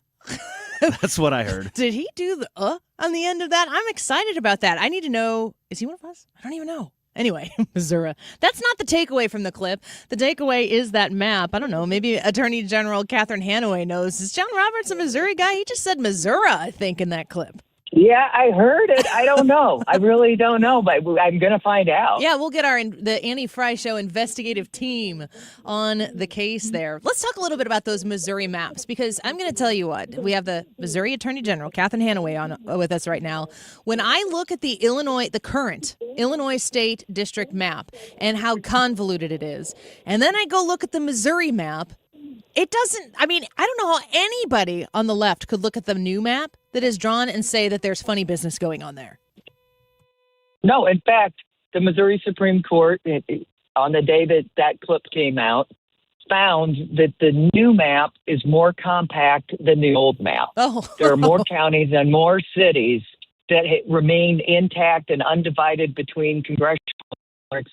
The only place that even has an argument is Kansas City, but it's such a big metro area, it was divided anyway. So, St. Charles County used to be in 2 congressional districts. Now it's in 1. And that happens over and over again throughout the state. Talk to me about your thoughts from that legal expertise position that you have as the Attorney General, watching what Missouri was able to do and watching what a lot of these other states are able to do or trying to do right now in wake of the Supreme Court ruling with Kellogg. What that ruling was supposed to articulate to all these different states who have all taken kind of a different approach to their districting maps. Well, it's been really interesting because it's been for, such a long time period when there's been this presumption that you had to draw majority minority districts. And what the court did was say, hey, we're beyond those days that this provision was written for, where African Americans couldn't get elected to the Senate or be mayors or be members of the House of Representatives. And so I think long term we'll see Missouri draw a new map. Maybe it won't be till the 2030 census, but it will more genuinely represent the state. And I'm glad to see that Louisiana is redrawing their maps to comply with the Supreme Court hearing. Yeah, I think it's definitely something that is being politically charged in debate on, radio talk shows and cable news and everything. But at the heart of it, what did the Supreme Court confirm that Missouri, when they put it together? I mean, what is the requirement when drawing a district map? What are the responsibilities of those who are drawing it state by state? What are the things that they have to take into consideration now that we know what they cannot take into consideration, which is the racial configuration of those districts? Yeah, it's pretty simple. The district should be as compact as possible and as population equivalent as possible. So you want to have districts that are, contiguous and as small as they can be with the same amount of population in each. Those are the requirements. Like, it shouldn't be that tough to draw maps. Yeah, it shouldn't. Do you feel as though if you look across the country that the Republicans have taken advantage of trying to cut apart districts in, big cities like Kansas City or St. Louis or Chicago or whatever? Is there a heavier weight on one party or the other taking offense into the way that some of these maps have been drawn? No, I think Republicans are just catching up with what Democrats have been doing forever in terms of drawing the most politically advantageous map that they can. You saw what they did in Virginia, and I was glad their court said, no, you reached a little too far putting on the ballot that this was a fair map or a fairer map. The thing that I think we have to do is, and I hope we prevail in our lawsuit, which is challenging the Census Bureau and saying, please stop counting illegal immigrants. What it does is it gives California too many seats in Congress and Missouri not enough seats. We've lost 2 seats in the last couple of decades. If we win on that suit, we should get them back. The reason these other states have been picking up seats is because they count illegal immigrants, so they get too many congressional seats, too many electoral votes, and too much federal money. It could change who's governing the country for the next 30 years if we win that lawsuit. We're speaking with the Attorney General of the state of Missouri, Catherine Hanaway, regarding those maps where the Missouri Supreme Court ruled in favor of the maps that were redrawn. And as you mentioned, maybe a new map will be redrawn in 2030. We'll wait and see. I think the citizenship question is a huge one, and I hope to see that come to fruition as well. I want to shift gears to a lawsuit that your office has filed. Now, I don't know a whole lot about cryptocurrency. I've never been to a crypto kiosk or anything like that, but there are apparently in the state of Missouri people who've been defrauded by these, and you are trying to put a stop to it. Talk to me about what this case is and what you're trying to stop from happening. So just to start with the very basics, there's machines all over Missouri, at least 300 of them statewide, maybe 350 of them, and they look just like ATMs, but they purport to, if you put your cash in, that you're buying cryptocurrency. But 2 things that we have found with them. Number one, they're charging fees that are much higher than the $3 they disclose, maybe as much as $1,000 per transaction. Whoa. It's absolutely nuts.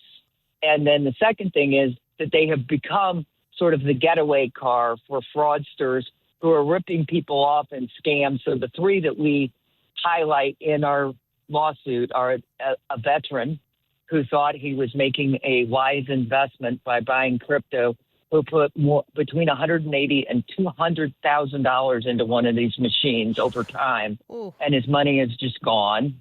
The next lady was a single mom who has her children in the car, and you can see on camera her running from cash ATM to cash ATM to gather money because somebody in a phone scam has told her, you missed jury duty, and if you don't send us at least $1,000 through one of these Bitcoin ATMs, we're going to come and arrest you. Oh, my gosh. She puts her money in.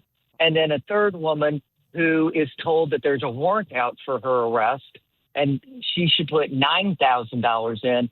Now, she put $1,000 in, but luckily after that kind of got the sense that it was a scam, and so stopped doing it. But we think statewide that as much as $7 million in fraud could have happened based on the Highway Patrol's projections on the cases they've investigated. So you're bringing suit here. What happens next? So we brought suit against a company called CoinFlip to put them out of business in Missouri. They're the biggest of these ATM companies, but you're probably going to see additional suits. We started this investigation late last year. There's a number of other companies under investigation. So we need the court order now. We need to win that court order to get this first company shut down and hopefully allow us to start recovering restitution. In that case, we've claimed about $1.2 million in fines alone, and we'll have restitution on top of that. Is it possible there are Missourians listening right now who have been affected by this? Absolutely, 100%, and they should report it to our office. That would be very helpful to us. What's the process? If you're saying something and they've got this pit that is formed in their stomach right now because you're talking about something that they experienced, and we all get that kind of little bit of a vibe or a feeling after you feel like that a scam? Is that maybe something that wasn't above board, you're talking about this and you're bringing that pit right in their stomach right to the forefront. What do they do? Go to our website, ago.mo.gov, and you can either fill out a complaint form there, or you can find the phone numbers for the Jeff City office and St. Louis office. Any of those offices you can call and make your complaint. And it really is how these cases get started, is we hear from real people who are having real problems, and then we start to investigate them. All right. Well, Attorney General Catherine Hanaway, it's a pleasure to have you on the show. You're fighting for Missourians, and oftentimes those who are not Missourians are benefactors of your hard work. So thank you for sharing this story with us, and I encourage people to contact your office if they feel they may have been affected by this particular issue. Annie, I so appreciate you having me on. And the other thing that I'm hoping to do by talking about it a lot is encourage people not to get duped by one of these fraudsters. Mm-hmm. And the real red flags are they're reaching out to you. They're claiming that you're in some kind of trouble, whether it's they're claiming to be the IRS or serving a warrant, or that one of your loved ones is in trouble. And there's a sense of urgency about you getting to one of these machines and putting cash in them. And this is the real easy, bright line. Don't put any cash in these Bitcoin ATMs. Yeah. If you want to buy cryptocurrency, that's a whole different issue. Go to somebody legitimate, like your financial advisor or your broker, or, even, go to Charles Schwab and open a little account there, something, but don't go to these Bitcoin ATMs. You've kind of spurred another question in my mind right now. I was talking with somebody yesterday who was just telling me that their father has been, again, duped by a scam, somebody who is, asking for money, or I guess sometimes they're threatening and sometimes they're, we might see that it's too good to be true, but maybe that's not the first inclination of the person who's trying to be scammed. Do you have any advice for people listening right now whose parents are experiencing this? Anything that they can do to help protect them? Yeah, I would say that anytime somebody reaches out to your parent and asks for money, you need to encourage your parent to say, hey, look, I'd like to have either my kids or my lawyer just call you back. Can I have your number? And the first real red flag is they won't give you a number to call them back at. Yeah, they're probably hanging because up. they don't want anybody looking into them. Exactly. And all the parent needs to say is, hey, I need a little more information. At what number can I call you back? That's great advice. That's very simple, too, that mom and dad can likely easily say that, get a pen and write it down. And if it's legit for whatever particular reason, you write it down, kid calls back, and then you move about the business. That's great advice. Thanks for being with us today, Catherine Hanaway. We look forward to having you back again soon. Yep, really appreciate it, Annie. Take care. Enjoy the rest of the week. Yes, you too, as well. Great to speak with the Attorney General here on our show of the state of Missouri. That Supreme Court confirmation of that new district map in Missouri is good news. And as you can see, I don't know anything about Bitcoin. I don't know anything about cryptocurrency. Maybe I should. It's one of those things that I've thought, like, do I need to sit down and study this and learn it? And I don't know. It's just like a club that I'm not allowed in because I don't allow myself in it. I just don't get it. It's sad, though, to think the numbers that she's talking about, the fees that are attached to these transactions. Good grief. If it has affected you, go to ago.mo.gov and connect with the Missouri Attorney General's office and make sure that you are on record with them that you believe you've been scammed. All right, the YouTube poll. Why do you hesitate to come downtown St. Louis? Is it safety and security? Nothing to do? Too difficult to navigate? Or you don't hesitate to come downtown? You're just fine. YouTube live chat poll. Remember, if you search the Annie Frey for the Annie Frey YouTube channel, just put my name in, and you'll see that we're broadcasting live between noon and 3 every day. Subscribe to the channel. I think we're like 15 YouTube subscribers away from hitting 14,000. That'd be a fun benchmark to hit. But if you turn notifications on, you click the little bell that's right there, we'll go live every day when the show starts. You'll get a notification of that live broadcast, and then you'll be able to find the poll a lot easier. But we love your text messages as well. 314-241-9797. We're going to take a quick break. Get Ethan back in here in just a minute. Don't go away.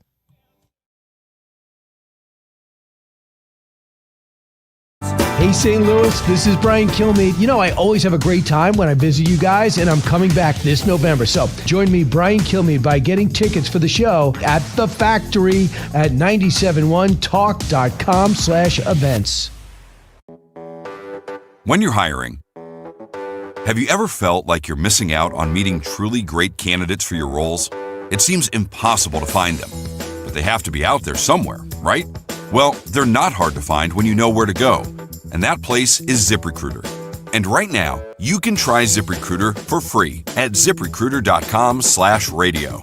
ZipRecruiter helps 10 million people with their job search every day. And because these people are actively looking for jobs just like yours, it's easy to find the right person right away. In fact, 4 out of 5 employers who post on ZipRecruiter get a quality candidate within the first day. But if you're not using ZipRecruiter, you're missing out. So see what it's like when the impossible is easy. When you go to ZipRecruiter.com/radio right now to try ZipRecruiter for free. Once again, that's ZipRecruiter.com/radio.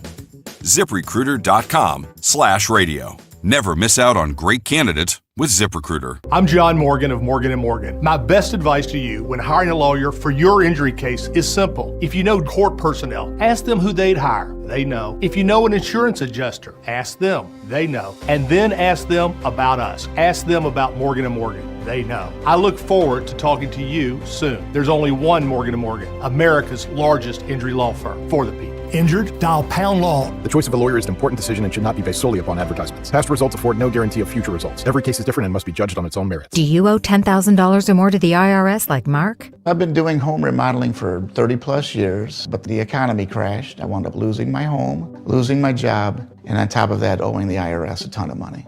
I owed the IRS $114,000. It really, truly was the worst part of my life. Then Mark found tax relief advocates. On news radio, I heard about TRA, and I thought, what's the worst that could happen? So I picked up the phone and I called them. When it was all said and done, TRA settled my $114,000 debt for $100, and I'm telling you, I was ecstatic. Could not believe it. Would recommend TRA to anyone. If you owe 10 or even hundreds of thousands of dollars to the IRS, don't lose hope. Do what Mark did and call TRA for a consultation. But TRA did. They gave me a second chance, and I'm forever grateful. Visit TRA.com or call 800-491-9914. 800-491-9914. That's 800-491-9914. License number GL250000615. Hey, Dad, what causes drains to clog? Grease, hair, soap scum, and tree roots. Tree roots? This town has old pipes and big trees. They find each other. They grow inside pipes? They bust into pipes. Whoa. Once they're in, the water stops flowing. Can we fix it? The big green grasser machine can fix any clog. Green is always grasser at grasserhomeservices.com. The Annie Frey Show is St. Louis conservative.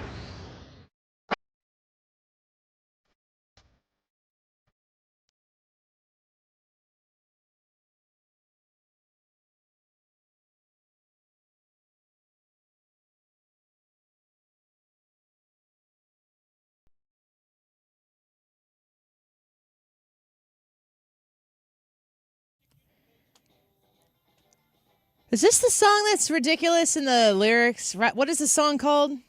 No particular place to go, no particular. Is this the one where she's like, I'll go with any lady. I don't even need to know what her name is. Particular place to go.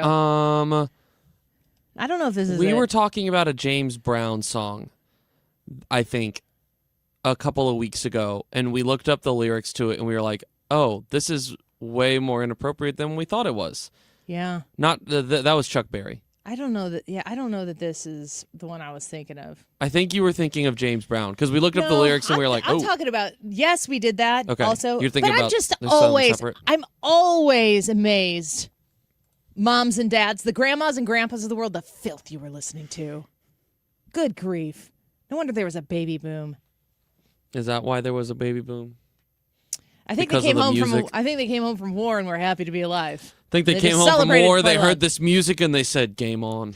Just can't wait for that swimming date to see your new bathing suit. It must be a gas, because one you had last. Gee, was it cute? That's kind of nice. Watch your mouth, Annie Frey. I am reading. These are public airways here. Chuck Berry, and his. No, there's one that's It's like Mambo No. 5, but the oldie version where he's talking about all the girls that he's with. It's not the Rambler, is it? Yeah, I'm the type of guy who goes from town to town. Yeah, it's not nice. Well, that's like Runaround Sue. Well, Runaround Sue is bad too. I have no idea what we're talking about. The Rambler? Mm-mm. No. All before my time. You got to remember, I'm a 2000s no, maybe this baby. Isn't. I don't know if the Rambler is it. I don't know. It's just that, and I send you oftentimes my 40s Junction on Sirius XM. Some of these old songs. We have a song in our playlist, and it is called. It's about a man who has a really fat,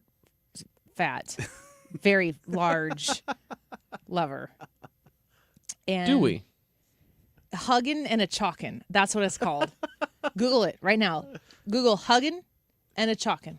And I'm going to have you, Ethan Hannaford, read these. You remember? Yes. I mean, I was sitting in the car with my kids, and we're listening to 40s Junction. This is what our grandparents were listening to while we were at war.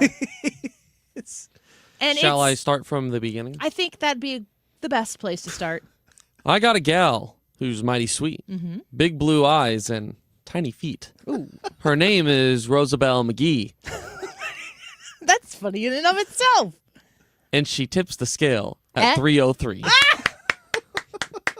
Yes. Oh, gee. But ain't it grand to have a gal so big and fat? Then when you go to hug her, you don't know where you're at. Because she's so fat. You have to take a piece of chalk in your hand Yeah. and what? hug a ways and chalk a mark to see where you began. Is that wild? That is unbelievable. Keep going. One day I was a hugging and a chalking Hugging and a chalking and a and a hugging. hugging away when I met another fella with some chalk in his hand, coming around the other way. She's so fat. She's with two men, and they can't even see each other. Over the mountain, coming around the other way. Nobody ever said I'm weak. My bones don't ache. My joints don't creak. But I grow pale and I get limp every time I see my baby blimp. Oh, my God. Keep going. I'm sorry, okay. Oh, gee, but ain't it grand to have a gal so big and fat? Then when you go to hug her, you don't know where you're at. You have to take a piece of cake, dear God, a piece of chalk in your hand and hug a bit and chalk a mark to see where you began. One day I was a hugging and a chalking and a begging her to be my bride when I met another fella with some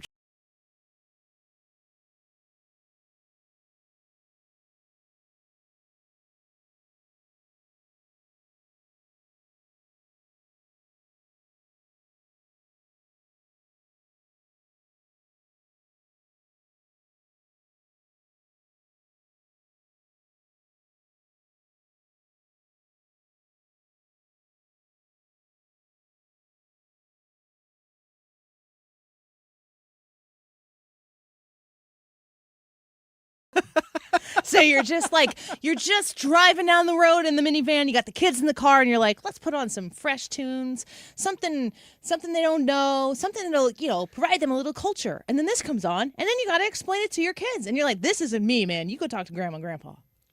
She's my wife, chalking up a mark down in Yellowstone Park. When I met another fellow with some chalk in his hand, coming around the other side. Over the mountain.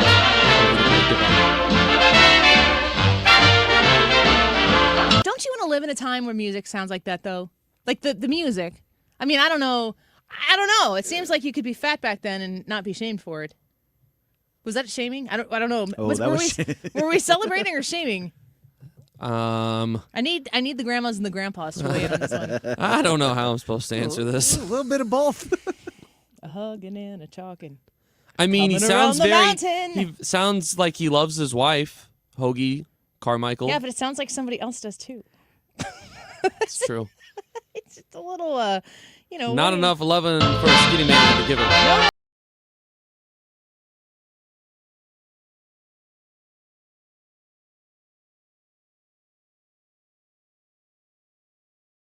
Line in music history. Like when you hear him say blimp, or when you hear him say limp, and then he's going to the next line, I was sitting in my car going, don't you do it.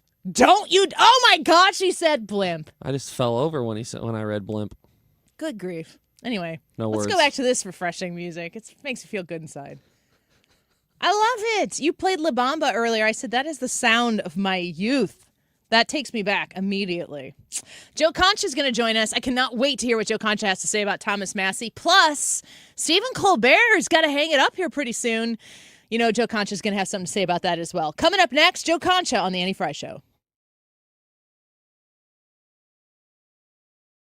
Men, if you're suffering from erectile dysfunction or PE, you're not alone. Most importantly, you don't have to live with it. Paramount Men's Medical Center restores men's sex lives in just one visit. Their painless breakthrough treatments eliminate ED and PE, even when Viagra and Cialis don't work. Here's Dr. Simovitz, specialist in men's health. Paramount Men's Medical Center's painless breakthrough treatments eliminate ED and PE, regardless of age or medical history. 98% of patients see instant results right in the office. Men are now lasting longer than they ever imagined. And the best part, at Paramount Men's Medical Center, your consultation and first treatment are free. Qualified patients even get their testosterone checked free. Call 314-887-4333. 314-887-4333. Take control of your sex life. Call now. 314-887-4333. The Retirement Advisory Group, Thomas Helbig, Bob and Tammy Kershaw, they are waiting for your phone call. Connect with these people who can help you usher yourself into a worry-free retirement. 314-993-9494. That's 314-993-9494. You can visit retirementkey.com as well. You are going to ask that question, what can we do with all of this money that you've saved and that you've accumulated so that you can live comfortably for the rest of your lives? You want to make sure that retirement is going to be that thing you dreamed about, that you're going to be able to travel if you want, invest in maybe a RV or something like that, and then be able to travel that way. Whatever your dream is, you've worked your tail off to get there. Now you need to make sure when you finally pull the trigger and you do retire that it's going to work for you the way you thought. That's where the Retirement Advisor Group comes in. 314-993-9494. 314-993-9494. Learn everything you need to know online as well by visiting retirementkey.com. Your home is your sanctuary. Get the peace of mind you deserve with a free estimate on a Generac home standby generator from Generator Supercenter. They're the nation's #1 Generac generator dealer. With expert installation and 24-hour monitoring, Generator Supercenter won't leave you in the dark. Financing is available. Take control of your power today with Generator Supercenter of St. Louis. Call 314-499-2020. That's 499-2020 or GeneratorSuperCenterofStLouis.com. That's GeneratorSuperCenterofStLouis.com. It's time for you to get to know my friends at Lit Cigar Lounge in Chesterfield, where luxury meets comfort. Mark Cox here. They have a great selection of rare bourbons, whiskeys, craft cocktails, anything you like to drink, cold beer, premium hand-rolled cigars from the finest makers in the world, even private lockers that are available if you choose to. Perfect for date nights or business meetings, and live music every Friday night. Family owned and operated. Check them out in Chesterfield at the District. It's litstl.com. KFTK FM Florissant from the Kaufman Townsley St. Louis's Injury Lawyers Studio. Call 314-777-7777. That's 314-777-7777. What's next for Cuba? I'm Lisa Brady, Fox News. But President Trump just telling reporters the indictment of Cuba's former president, Raul Castro, is a big moment. For nearly 30 years, the families of 4 murdered Americans have waited for justice. Acting U.S. Attorney General Todd Blanche unveiling the unsealed indictment against Castro and several others over the downing of civilian planes run by an exile group in 1996. Cuba's current president says the island was defending itself from repeated airspace violations at the time. He calls the indictment a political action and suggests it's a pretext for possible U.S. military action. In Miami's Little Havana, many hope for regime change. This should be the beginning of the downfall. This should be the beginning of a liberation of Cuba. Oscar Fernandez, who left Cuba in the 1960s, tearing up while telling Fox they've been ignored for decades and vowing not to let this opportunity pass by. President Trump just threatening again to resume strikes on Iran. Right on the borderline, believe me. If we don't get the right answers, it goes very quickly. We're all ready to go. This after pausing a plan to resume strikes earlier this week to allow more negotiations. Iran is threatening expanded retaliation if strikes resume. An American doctor infected with Ebola during the ongoing outbreak in Congo is now in Germany for treatment. Dr. Peter Stafford, weakened by his condition, was placed in what was described as a plastic tube-shaped bed during the flight to limit his exposure to the pilot and crew, some of whom were in full personal protective equipment. It's believed Stafford operated on a patient who apparently had Ebola. Stafford isolated himself when he noticed symptoms. Fox's Gernal Scott, Stafford's wife, who's also a doctor, and their 4 kids remain in Congo being monitored for symptoms. America is listening to Fox News. I move mountains for a living. Literally. That means I don't carry hand lotion, and when it comes to serious heartburn, I don't mess around with anything but Rolaids. Rolaids' dual-active formula has calcium carbonate and magnesium hydroxide that relieves heartburn fast. Yeah, you heard right. 2 actives for that powerful relief. And the best part? The roll fits right here in my pocket, so I can get back to moving mountains. Rolaid spells powerful relief. Read each label. Use as directed. Keep out of reach of children. My name is Whitney Allen, and I'm a widow. My husband, Ryan, died. We never thought we'd ever have to use life insurance, but the unexpected happened. With Ethos, signing up was fast and 100% online. You can get a quote in seconds, apply in minutes, and get same-day coverage. No medical exams, and you can get up to $3 million worth of coverage. I'm grateful we were prepared. Get your free quote at ethos.com/term. That's ethos.com/term. Paid spokesperson. Time spent on application may vary. Online health questions required. Air Comfort Service, heating, cooling, and insulation. Weather. The cool northwest flow has locked back in, partly to mostly cloudy skies this afternoon. In the 60s, 69 for the high downtown. Tonight, partly cloudy. It's chilly overnight, 52. Thursday, partly sunny. Chilly start, but a nice day. 73 for the high. Periods of showers and some non-severe thunderstorms Friday, and 72. This is 97.1 FM Talk. Chief Meteorologist Dave Murray. The Annie Frey Show is sponsored by Air Comfort Service Heating, Cooling, and Insulation. Time to schedule your air conditioner service. Get not just your AC, but your entire HVAC system checked for $19 a month with the Preferred Partner Plan. And be ready for the first heat wave. AirComfortService.com. Annie Frey, Ryan Wiggins, Brad Ring. That's us. That's right. Gotta love this American ride. What do you want from me? I'm not America's sweetheart. For goodness sake, kid. Keep your voice down. Your father's listening to the radio. I'm not America's sweetheart. This is the Annie Frey Show on 97.1 FM Talk. The biggest news this week on my beat is Stephen Colbert signing off The Late Show. And he's been choosing to be so positive. He's radiated gratitude. He has said, I'd rather be grateful for the time I had on air than be angry that it's ending. Even though he thinks he's probably the victim of a political hit, and he thinks that there's all sorts of shenanigans going on behind the scenes. And I really admire that, and I found myself wanting to lift that up in my reports because we need those kind of role models. You know, we need, I mean, as someone who was canceled by CNN years ago, and now I'm back at CNN, you know, you need role models in every phase of your career, phase of your life about how to go about living a certain way. And I'm thinking about Colbert as exactly what you want to be, as opposed to, I have someone in mind for what I just heard as the opposite about the kind of people who are fearful, who are acting out of fear, who are acting out of self-protection. But you're right, they're in every company. It just happens to be, in my case, in television with the morning show, or dramatizing and making it real. What you know, Joe. Joe Concha, Fox News contributor. So we got Joe Concha back on with us, Fox News contributor, author of The Greatest Comeback Ever, Inside Trump's Big Beautiful Campaign. Joe, welcome back. Good to have you back on the show. Always a pleasure. Your Cardinals are playing fairly well. Not as well as my Cubs, but, you know, that's the way it goes. I thought you were a Mets guy. You're a Cubs guy? Are you not Cubs Mets? Guy. Yeah. Okay. Well, that's no, not Mets. I don't mind the Mets, but I love Wrigley and I love the rivalry with your Redbirds. So yeah, there you go. Let's move on to more important stuff. Yeah, I was gonna say we didn't expect the Cardinals to be doing this great so far this season, so we're enjoying the ride for sure. So, but those Cubs are coming to town soon. You should come to a St. Louis Cardinals Cubs game sometime. We'd love to treat you. Can you get me tickets?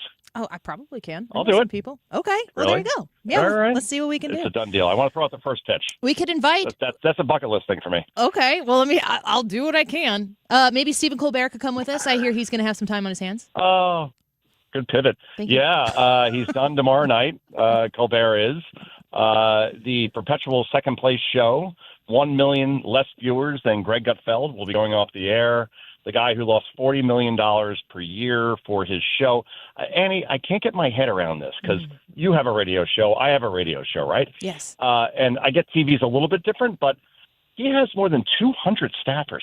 What are they doing exactly? It's two people talking across a desk for 90% of the time. Or you got a monologue, fine, need a couple of writers for that, you need a band, whatever. 200 staffers? Well, you and I have 200 yeah, staffers. The model is broken. That's how we do things here. We got a big staff. Yeah, that's true. Yeah. My one staff is looking at me like, where are they?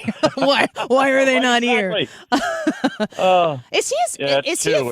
Is Colbert, did he fail? I mean, because they're claiming, we played that Brian Stelter clip saying that Colbert has been canceled. Did he get canceled or did he fail? He failed. And look, I'm not basing this on an opinion, on ideology, and the fact that he has had on one Republican in the last 6 years, and that Republican, and I'm putting it in scare quotes, Liz Cheney. Ooh. All right, so right, so anti-Trump Republican doesn't really count. Look, again, the numbers are the numbers, and the numbers are that he was losing big money for CBS, right? And he was finishing a very distant second, and every show was like Groundhog Day, where the jokes are all the same: Trump, Trump, Trump, fascist, fascist. You know, the things that he said weren't even comedy; it was hateful, vitriolic. And when you tell half the country, screw you, I don't care whether you watch or not, that's going to fail from a business perspective. And CBS is a public company, Paramount, Skydance, public companies. They have to answer to their shareholders. And when you're losing that kind of money, you get rid of a show like this. And the show that's coming in, Annie, it's going to be Comics Unleashed. And apparently through, budgeting and whatnot, the person that is in charge of this has already said that $150 million per year will be saved as a result of this show going on, as opposed to Colbert. It's a business decision. It's not Trump ordered it to be, canceled because after 10 years, Trump suddenly decided to take a show off the air. And how does he have the ability to do that exactly? Yeah. That's all it is, Annie, and nothing more. Even if we wanted to live in the fantasy of the Stelters of the world or the Colberts, even if we wanted to dip our toe in that weird fantasy world that they live in, Donald Trump takes Colbert off the air. Let's talk about what they did to Donald Trump, what the left actually did through the Justice Department, through the bureaucracy and the swamp that exists there. They tried to put him in jail. I don't think that Donald Trump has taken Colbert off of the air. I agree with you. I think that he's a failure at being able to do the ROI thing for the business he works for. But the brand going forward for Colbert will certainly be Donald Trump took him off the air. Of course. Yeah, it's a sympathy thing. But again, like for 10 years, Colbert, like on a nightly basis, the entire monologue is about Trump. And then suddenly Trump had this epiphany that, maybe I could just get him off the air. Like, who cares? Now. Of course that's not going to happen. That's where we are at this point. We'll be stuck, I guess, with Kimmel. Mm-hmm. Disney likes losing money, apparently, because Kimmel loses the same amount of money for ABC and Disney as Colbert did. But this is the broken model at this point. When you alienate half the country, you're not going to make money. And just try to be like Carson, try to be like Letterman in his, younger days. Just entertain people. They want escapism at 11:35. They don't want MSNBC meets CNN meets some sort of weird version of the Lincoln Project. That's what these shows have become. I like that you bring up Kimmel. We're speaking with Joe Concha right now because it will be very interesting to see what happens to Kimmel now that Colbert is off the air. I think that Jimmy Fallon does a pretty, I don't know, milquetoast. I don't mean it in an insulting way, but he's pretty innocent. I like a good Jimmy Fallon interview for what it is. But with Colbert being gone, maybe everybody floods over to Kimmel so that they can all cry together every night before they go to sleep. But if what they put in place of Colbert is actually entertaining, this could potentially be detrimental for Jimmy Kimmel. They might be ABC might look at him and say, I think we have a business decision in front of us as well. Yeah, I think so. He got a 1-year extension, Kimmel did a couple months ago by ABC and by Disney. But, ABC, again, ABC News is run by Dana Walden. Who's that? That's Kamala Harris's best friend from Brentwood, Pennsylvania, who literally introduced Kamala to her current husband. And, I don't think it's about profit. I really do think it's about activism. They really don't care. They're going to get paid either way.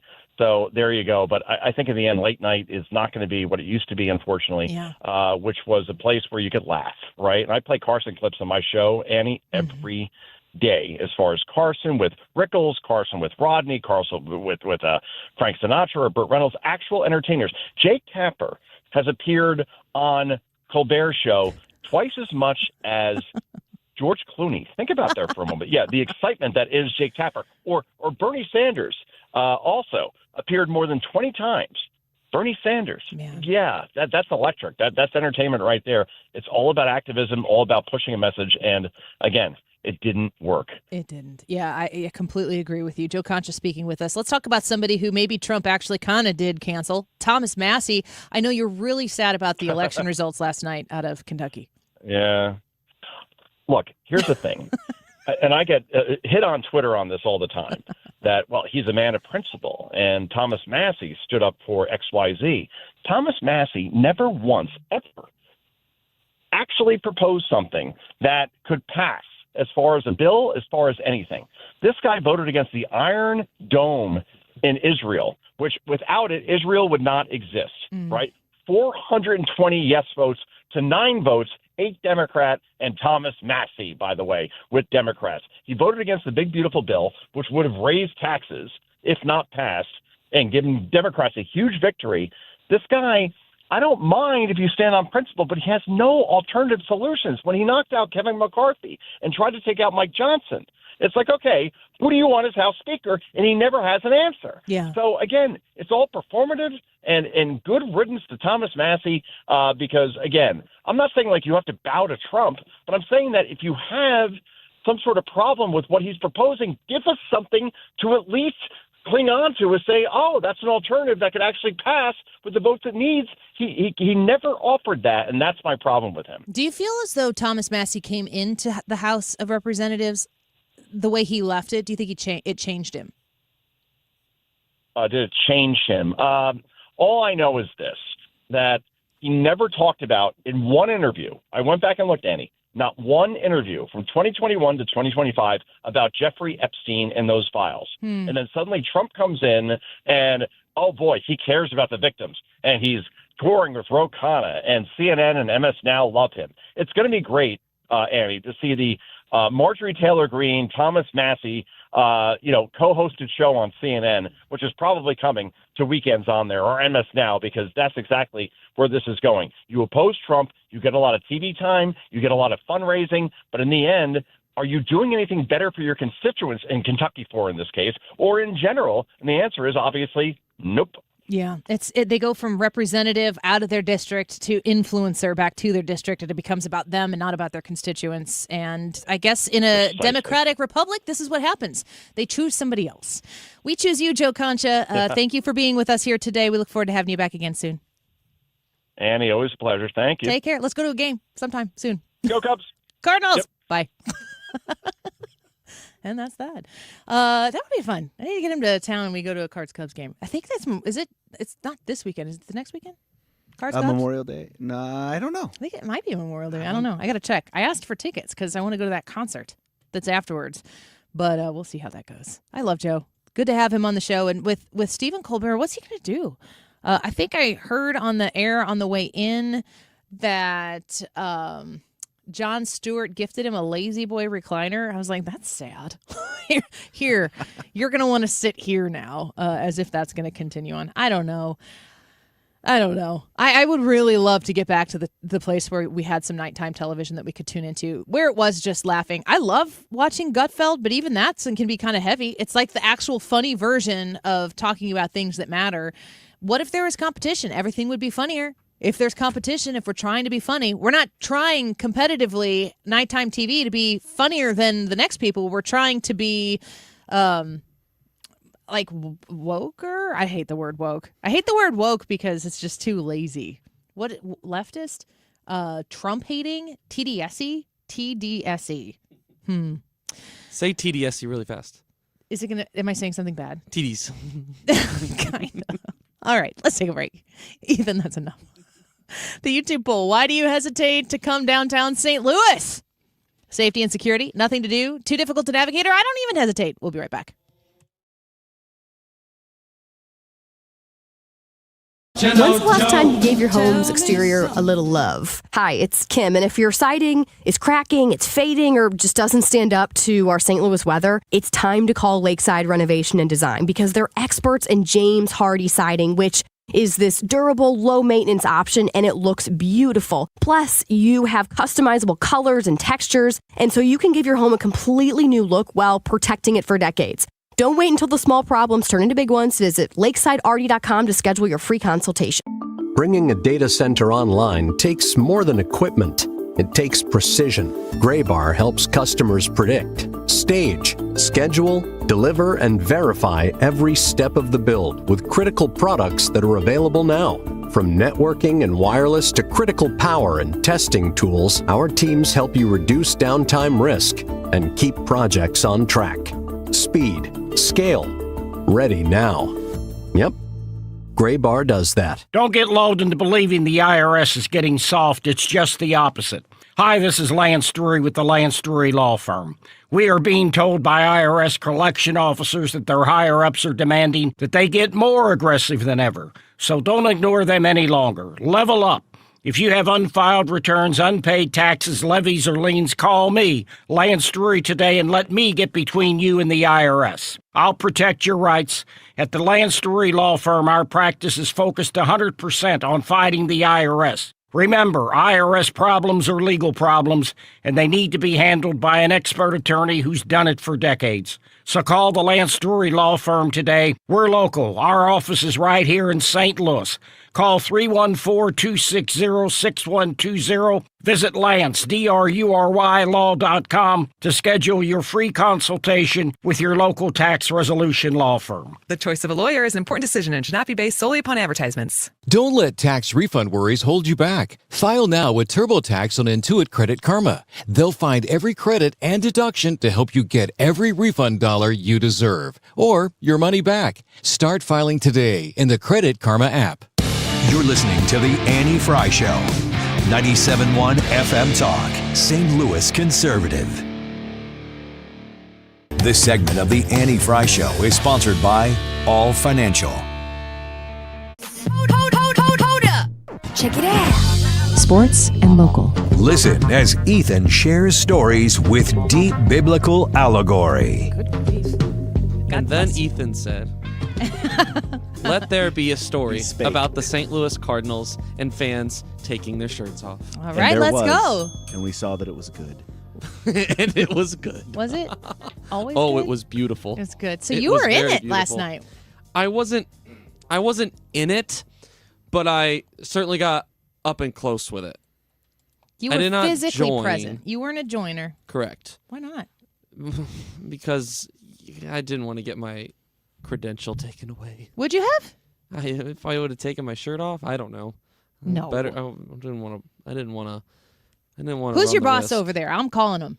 Ethan wants to take his shirt off, and you're going to let the man do it. I didn't really want to take my shirt off. Yeah, I think that's that. See, now we're getting to the heart of the matter. Yeah. I just wanted to. Oh man. I had to do the STL. You want to sit in Ryan's chair? You're going to get the Ryan treatment. Sports Central post-game show across the street at Ballpark Village. So I left the press box in the 7th inning, and I said to some of my fellow media members that I was going to go take a detour and stop out in right field and take a quick gander. And I did so, and it is as chaotic as it looks on TV.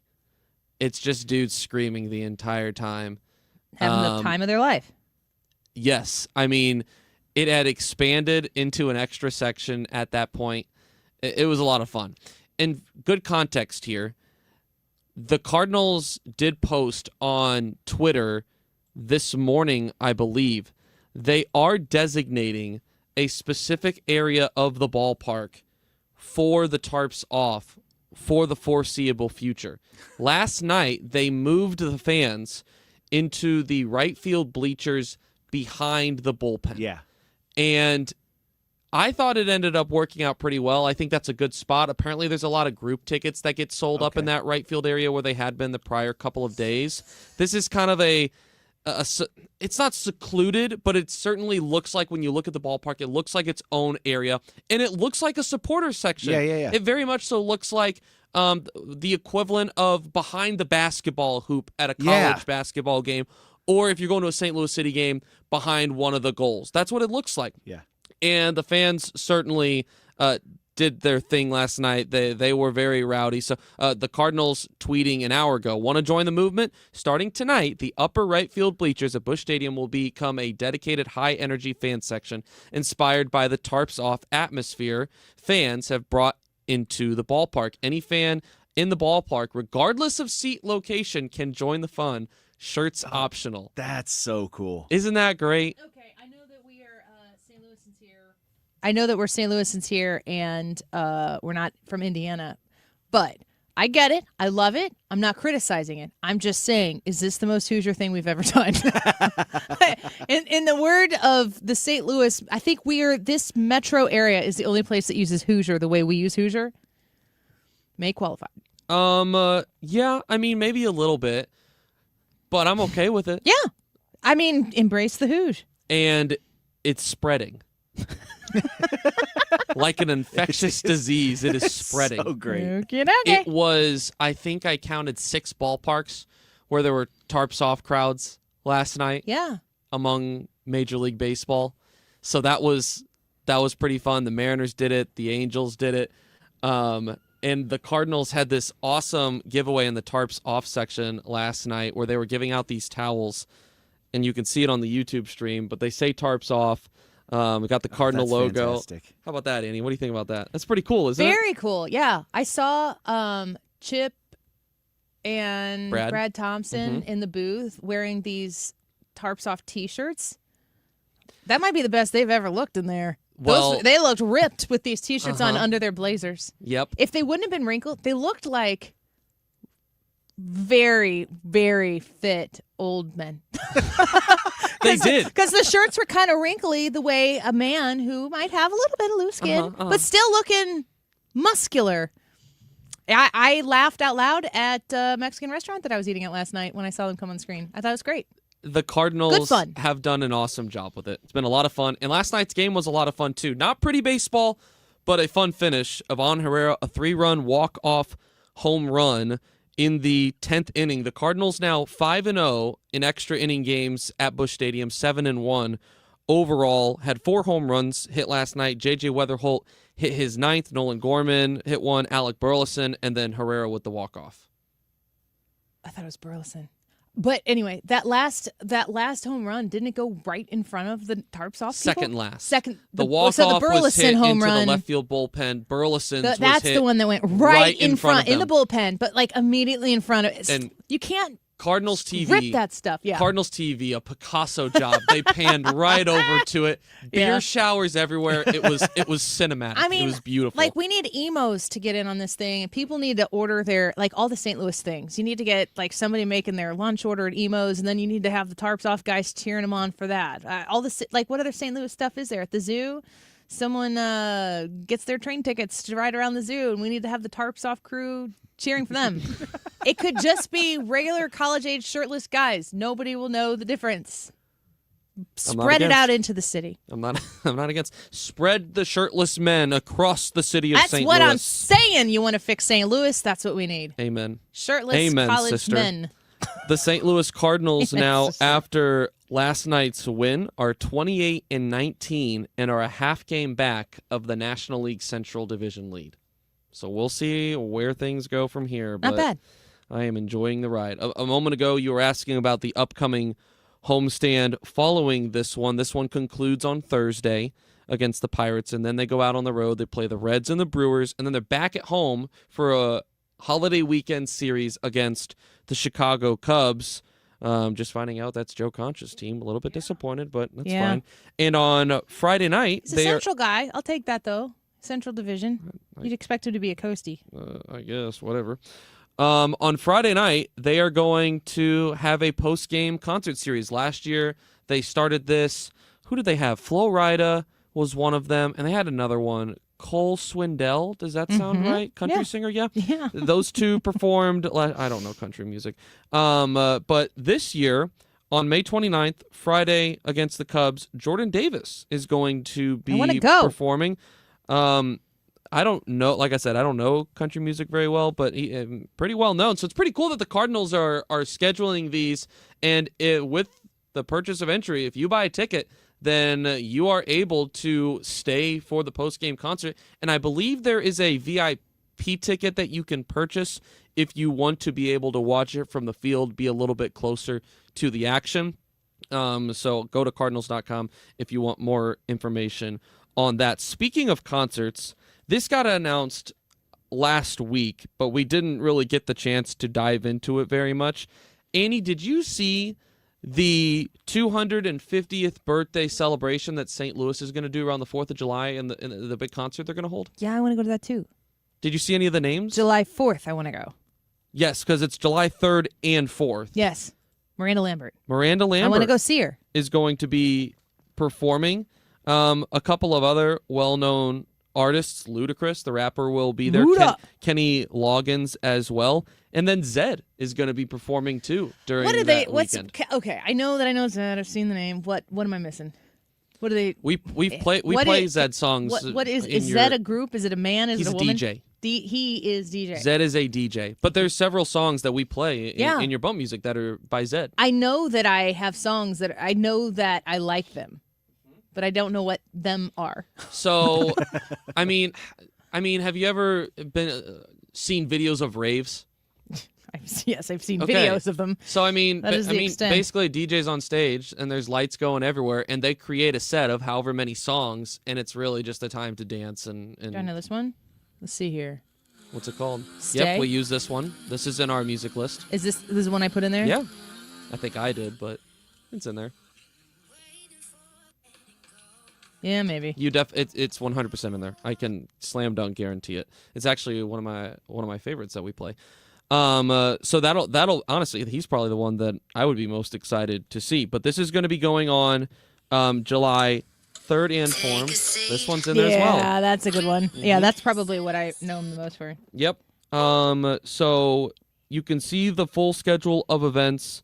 And also there's going to be a parade that day going on as well. It looks like they are really pouring the effort into this 4th of July 250 American 250. Those are some really big names. Yeah, I really think it's going to be cool. So I'm in light of the YouTube poll question today, do you feel like going downtown? Do you hesitate to come downtown?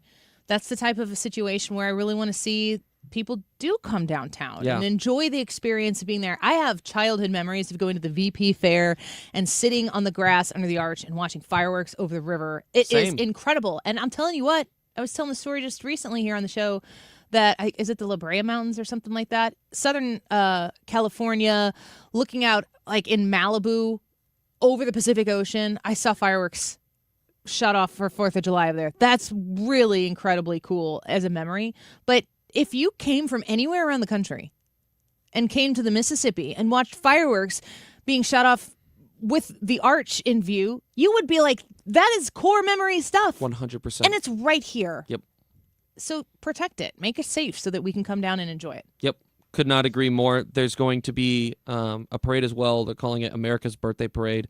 That will be on Market Street at 4 o'clock on the 4th.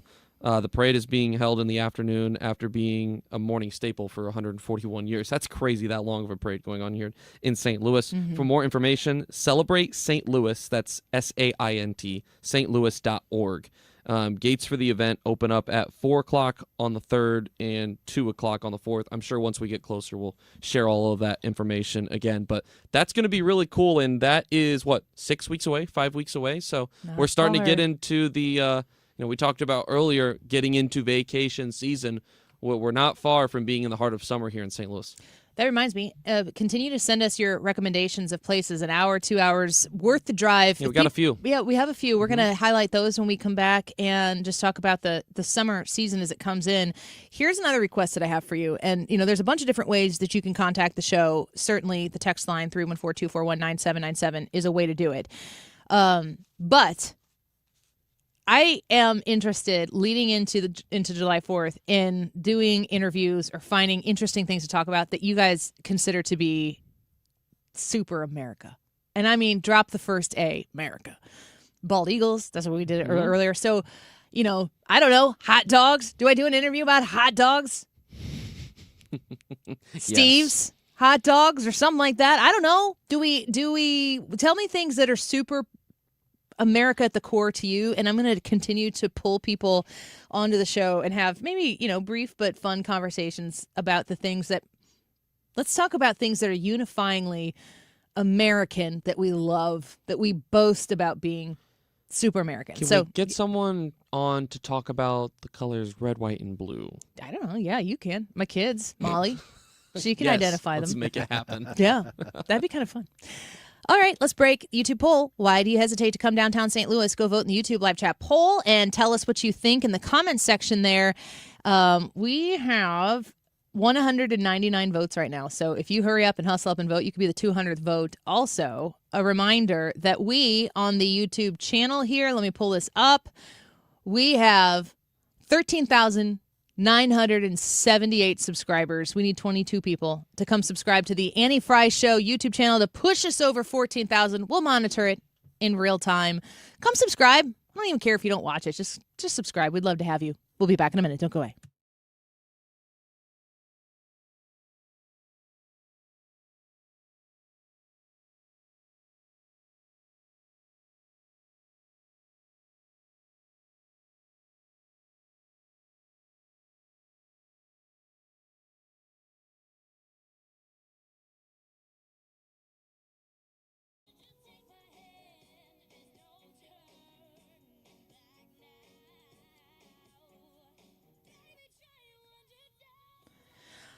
Stewart's American Mortgage. If you are thinking about purchasing a home, I want to encourage you to contact Stewie to talk about an incredible offer that he has available for you right now with the bagel loan, which is what I talk about all the time. The bagel loan comes with $0 in closing costs. But specifically you, who's thinking about purchasing a new home, there is an incredible opportunity that he has specifically for you, which is the first year of your new loan. You can lock in a 1% lower interest rate on that new 30-year loan and still get the bagel loan.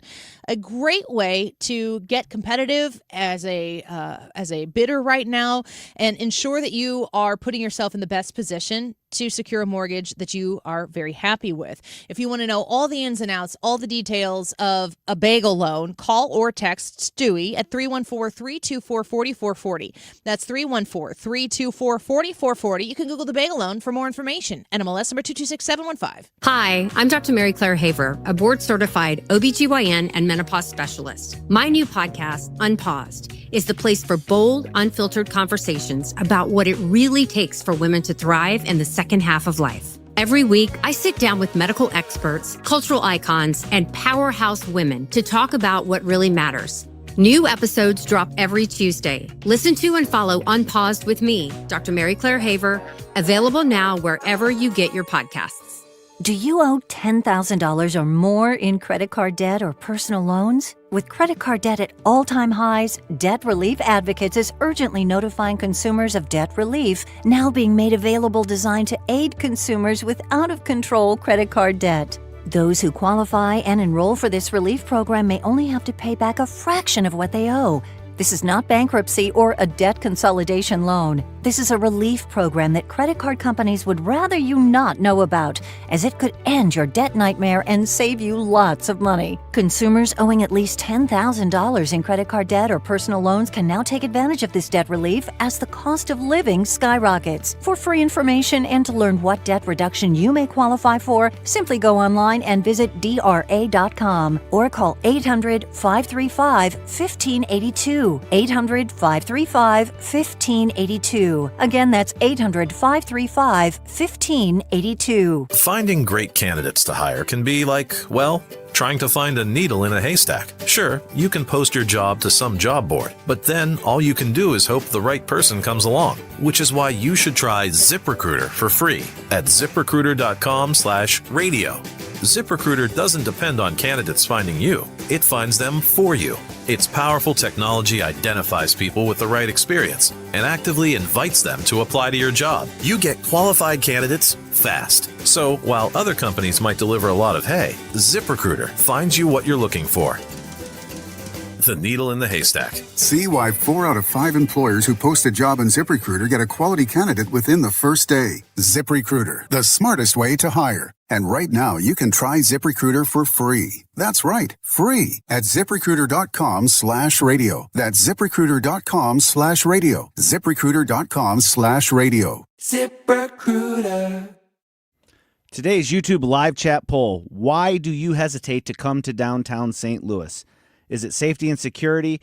Is there nothing to do? Is it too difficult to navigate downtown? Or maybe you don't hesitate at all. We want to know what you think. Vote on Annie's YouTube page, but text us at 314-241-9797. That's 314-241-9797. Ethan's manning the text machine. Tell him you said hi, and then tell us why you voted the way you voted.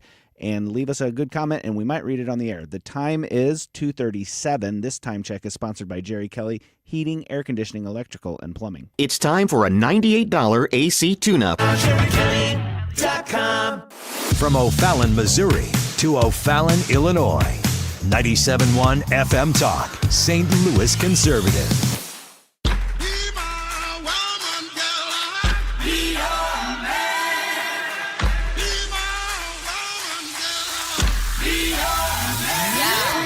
Yes, I be your woman. Yes, I be your baby. Yes, I be what.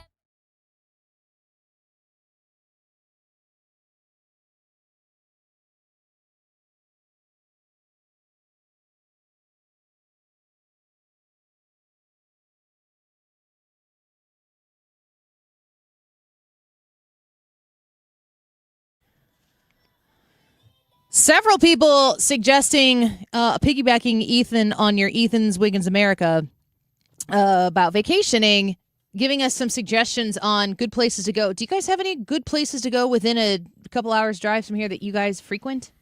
For like overnight vacation? Just vacation. A day trip. I like Johnson Shut-ins a lot. If you like outdoors and you like swimming and that sort of thing, I like that. Do you go there often? No, because I usually have to take a group of kids with me when I go, but it's such a great place to go. The other place, I don't vacation much. The other place that I do like to go is canoeing. Huzaw Valley. It's, if you like camping and canoeing, they've got several different lakes or not lakes, but streams that you can canoe and kayak on, and have a really good time doing that if you're into float trips. What do you do, Ethan? As far as little getaways go, Johnson's Inn is a good one. We've done Garden of the Gods before. That's not that far away. One that's really close. I think Lone Elk Park is pretty cool. That's not really like a talk about what these places, like you're mentioning these places, but what do you like when you said Huzaw canoeing and stuff like that? But some of these other places, what do you do when you go? Yeah, so Garden of the Gods is just a really cool hiking area down in southern Illinois, in the Shawnee area, I believe. Just a really really pretty area. A lot of good hikes.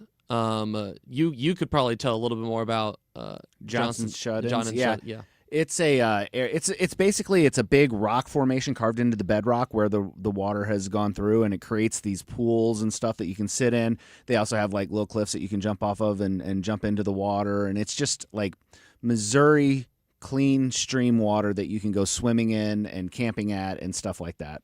I also enjoy, I haven't done it that many times. Actually, just did it a couple of months ago. I had to go down there for an event, but I really enjoyed Kansas City. I thought Kansas City, it was way better than I thought it was going to be.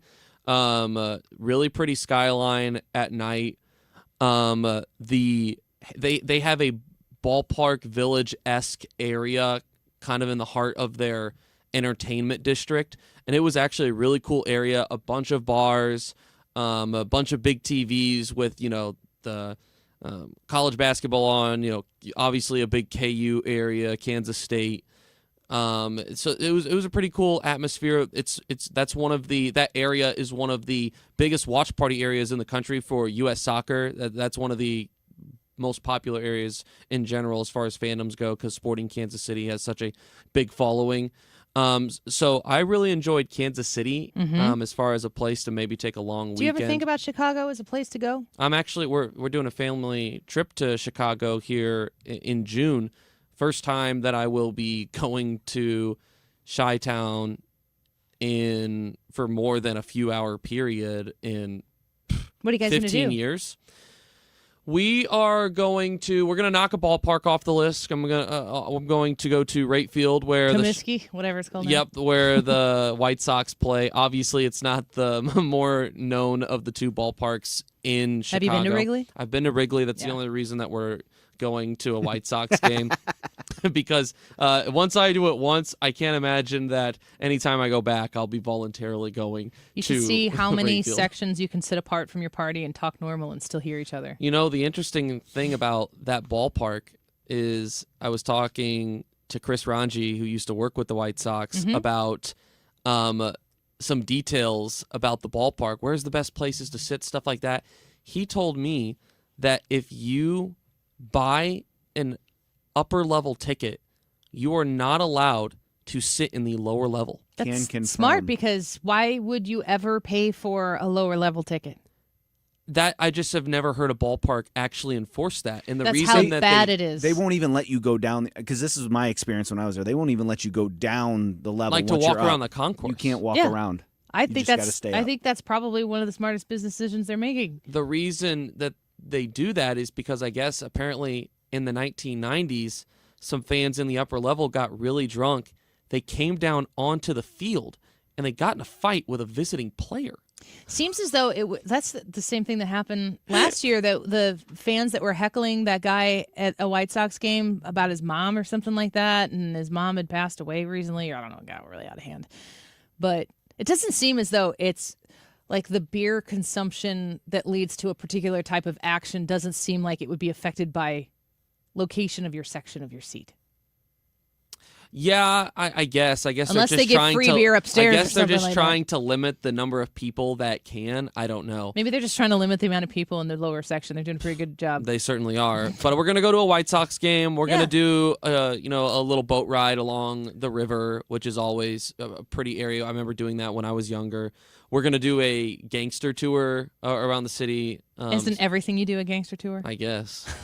Are you going to go to Navy when I be Pier? on it, you know what I'm saying? yeah. Do you think you'll go to Navy Pier? Navy Pier, I feel like that's a must. There's when you're an in attraction Chicago. at Navy Pier, and it's exactly like Soarin' is at Disney, but it just goes over Chicago. It's a full-on ride experience like that. I recommend that. Is pretty good. I'm actually really looking forward to it. One, because it's been a long time since I've been to Chicago. Two, because I'm almost looking forward to giving it another chance. The last time I went, I was like 12 or 13. When you go to Chicago, it makes you mad that we're not embracing it as the great city that it is. Mm-hmm. It makes you more mad. It's easy to sit outside of Chicago and criticize Chicago for all of the reasons why it should be criticized. But when you go there, you're like, this is right here. I feel like it's just really so easy cool. to write it off. And it has so because of much that. stuff, which is why I'm not really like separate Chicago, Cook County from Illinois. I mean, maybe if somebody wants to, finally call TOD on the ability to rectify the wrongs that have been done to the state of Illinois because of the Democrats' corruption and fraud and control over the state for so long. But Chicago is such a great city. And it's so corrupt. It's so damaged from the way it's been managed. It's infuriating. I see these people investigating Minnesota, and it's like, would you please get out of Minneapolis for a minute and go check out what we got going on here. Unfortunately, there's probably a lot of cities around the country that are saying that exact same thing. Chicago's the third biggest city in the country. Yep. So, give us our due. Mm-hmm. But I think people have felt like it's so helpless. in the past. Isn't that a terrible feeling? Yes, which is what I'm saying. You're going to go to Chicago and you're going to be like, this is a great city. Mm-hmm. And when I'm there, I'm conflicted because Chicago should be our city. Yes, I'm here in St. Louis and I tell people, like, where are you from? St. Louis. It's just easier. And then you say the Illinois side and they don't know this. They didn't realize St. Louis and Chicago were so close together. They're like, well, they're not really. They're 4.5 hours away from one another. But there's so much good to what Chicago has to offer its people, and they just are wrecking it. They're wrecking it, and it's a sin, and it should be fixed. What's the police presence like in Chicago? Not good enough. I mean, they're not supported. So a couple years ago when I went to New York, it is one of the things that stood out to me how much police presence there was. When I was felt like it was on every corner there was a cop. Talking. Like just being people that were in uniform, of course. I experienced the same thing in 2019 when we went. I would love for that to be brought, I'm sure, to Chicago if it's not there, but also to St. Louis. I would love that. Yeah. How much safer would you feel if there was, like there is at Busch Stadium, there's a cop car at every corner around the ballpark? What if that expanded out 10 blocks every single way? How much safer would you feel walking around the city, going to the arch grounds from Busch Stadium, saying earlier going to the in Enterprise show, Center from here? It's not just about investing the money and throwing money at the problem. There has to be a huge PR campaign that is an admission of, we get it, we understand it, we know what the problem is, and we're fixing it. We are ready to do the thing we need to do to fix the problem, and they have to be full on out front with it so that people go, oh, really? And then they say, in true Missouri fashion, show me. And then you do. Yep. And then people come back. Go vote in the poll. Why do you hesitate to come downtown St. Louis? We'll be back in a minute.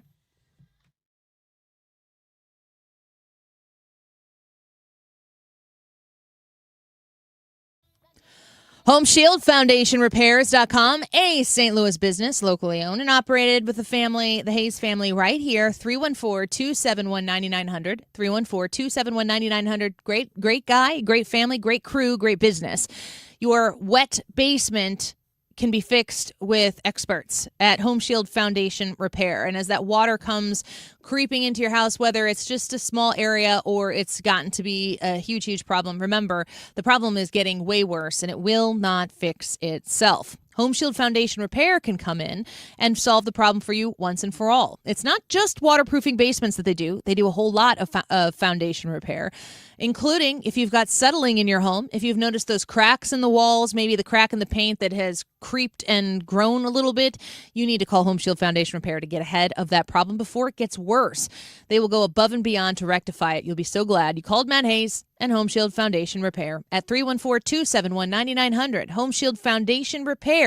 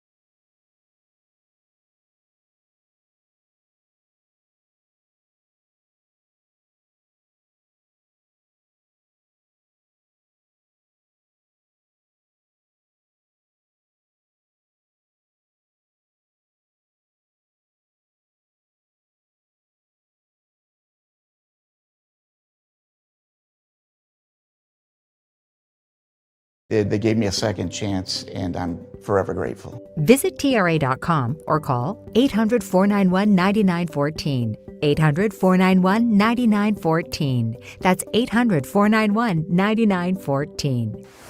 You're listening to The Annie Frey Show on 97.1 FM Talk, St. Louis Conservative.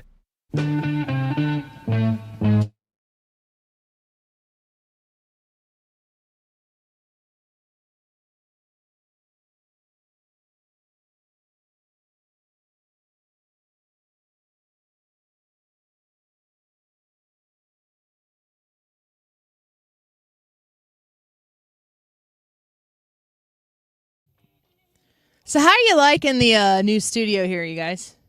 What do you think? I like it a lot. So for those of you at home, they've taken away a lot of our screens, and they've given me two, I think they're 36-inch curved Looks monitors. like he's operating a spaceship. And it feels like it too. But there's a lot of room. I can do everything that I need to do. Plus, they have put everything up on stands, so now that there's not just clutter on the desk, and there's room to put something down, set my laptop down, whatever. It's great in here. And my favorite part is the sight lines. Before I'd struggled to look over and see, now you can look Ryan, squarely into Ryan's eyes. You can see Ryan's eyes, just look real deep into them. Ethan's sometimes. But I really like what they've done with it. Ethan? Yeah, it's hard to not like it, I tell you what. I mean, it's much cleaner. It's a much more simple look. There's more room and space to kind of make it how you want. The setup is just sharp. It's very sharp in here. They did a great job. Excited to continue getting to use it. When 97.1 moved over in 2018 to this building, and we were purchased by Entercom, which then changed its name to Audacy. I used to work for Emmis. Those were the days. They were such a company basically sold out of St. Louis, so they're not here anymore. But when we moved in here, we took over the studio. I believe this used to be KEZK Studio, which is really interesting to think about a station that plays one. Usually there's one host, and they have guests in. I know Julie Tristan has guests in. That's Ryan Wiggins' mother. Has guests in from time to time. So they do things. I'm sure they could use a bigger studio, but this is maybe the biggest studio in our studios. It might be bigger than Y98. That's what I was going to ask. I think it's probably. I mean, it's probably pretty close, if not the bigger. I bet we have a bigger setup than they do. They have maybe a little extra space, but not really radio studio space. It's bigger than Camel X's studio. I think we have the biggest studio in the building. And so we came in, and they basically retrofitted a KZK studio for 97.1 because they added 2 stations to what the slate of stations they had at the time. And they did a great job when they did that, but you just kind of have it is such a complicated thing to stay on the air and to do all of these things where the show must go on. So we were in studio, I don't know. All these studios have letters names. What's the studio called? H. Well, your Studio H. I didn't know that. Did you seriously not? No, why would I know that? This is the 97.1 studio. You've been in here for how many years? I don't know. She's like, but where does it say Annie. it? I don't know. I'm the one who put the 97.1 logo on the door with I brought my Cricut Annie, into. This is embarrassing. You're embarrassing yourself right now. It sounds like maybe you're embarrassed about me, but I feel pretty good about it. The only reason we know it is because we submit tickets and we have to. 97.1 is a little bit crooked. It is, actually. Have you noticed? No, is it actually? Yes, you jerk. Trying Thanks to for give you pointing crap. it out. I'm going to take it off and fix it now. I think it looks pretty good. No. I did that on my own dime. Anyway, we've got this brand new layout in studio. They really took it down to brass tacks and recalibrated everything. And I just put up a video of what my space looks like. Not my space. My area looks like. So if you want to see it, you can follow The Annie Frey Show. The Annie Frey Show. It's the only place where there's a the. I think that I also own Annie Frey Show on Instagram, but I can't figure out how to access it. So that'd be nice. At least no one else is. Yeah, I think I have it, but I don't know. I don't get Instagram. I'm trying so hard. Would you please subscribe? We just went over 5,000 followers. I guess you don't subscribe on Instagram. You follow. Whatever. You're really dating yourself. 5,000 people on Instagram, but we'd like to up that. I'm going to try to do more content on there. And if you would like to see the studio from where I sit, you can see that on the Annie Frey Show Instagram account. I think I might have put it on Facebook too, but I'm not 100% sure. So also subscribe on YouTube. Poll time? Poll time. 221 votes. Why do you hesitate to come to downtown St. Louis? Are we all, at the end of the day, safety and security? Yeah. I don't hesitate is what I would. You would say I don't hesitate? I Okay. would say that. All right. But I understand why people would say that. 5% say it's too difficult to navigate. 6% say there's nothing to do here. Those 6% are crazy. 12% say that they don't hesitate. 78% say safety and security. There you go. I'm begging for, I just would love to see the riverfront revitalized and people coming downtown again. Maybe one day. The Mark Reardon Show coming up next. So beat the drum with me. Time now for today's Spotlight on Health Trends, sponsored by Ethos. For the first time in over a decade, the American Academy of Pediatrics is issuing new guidance on research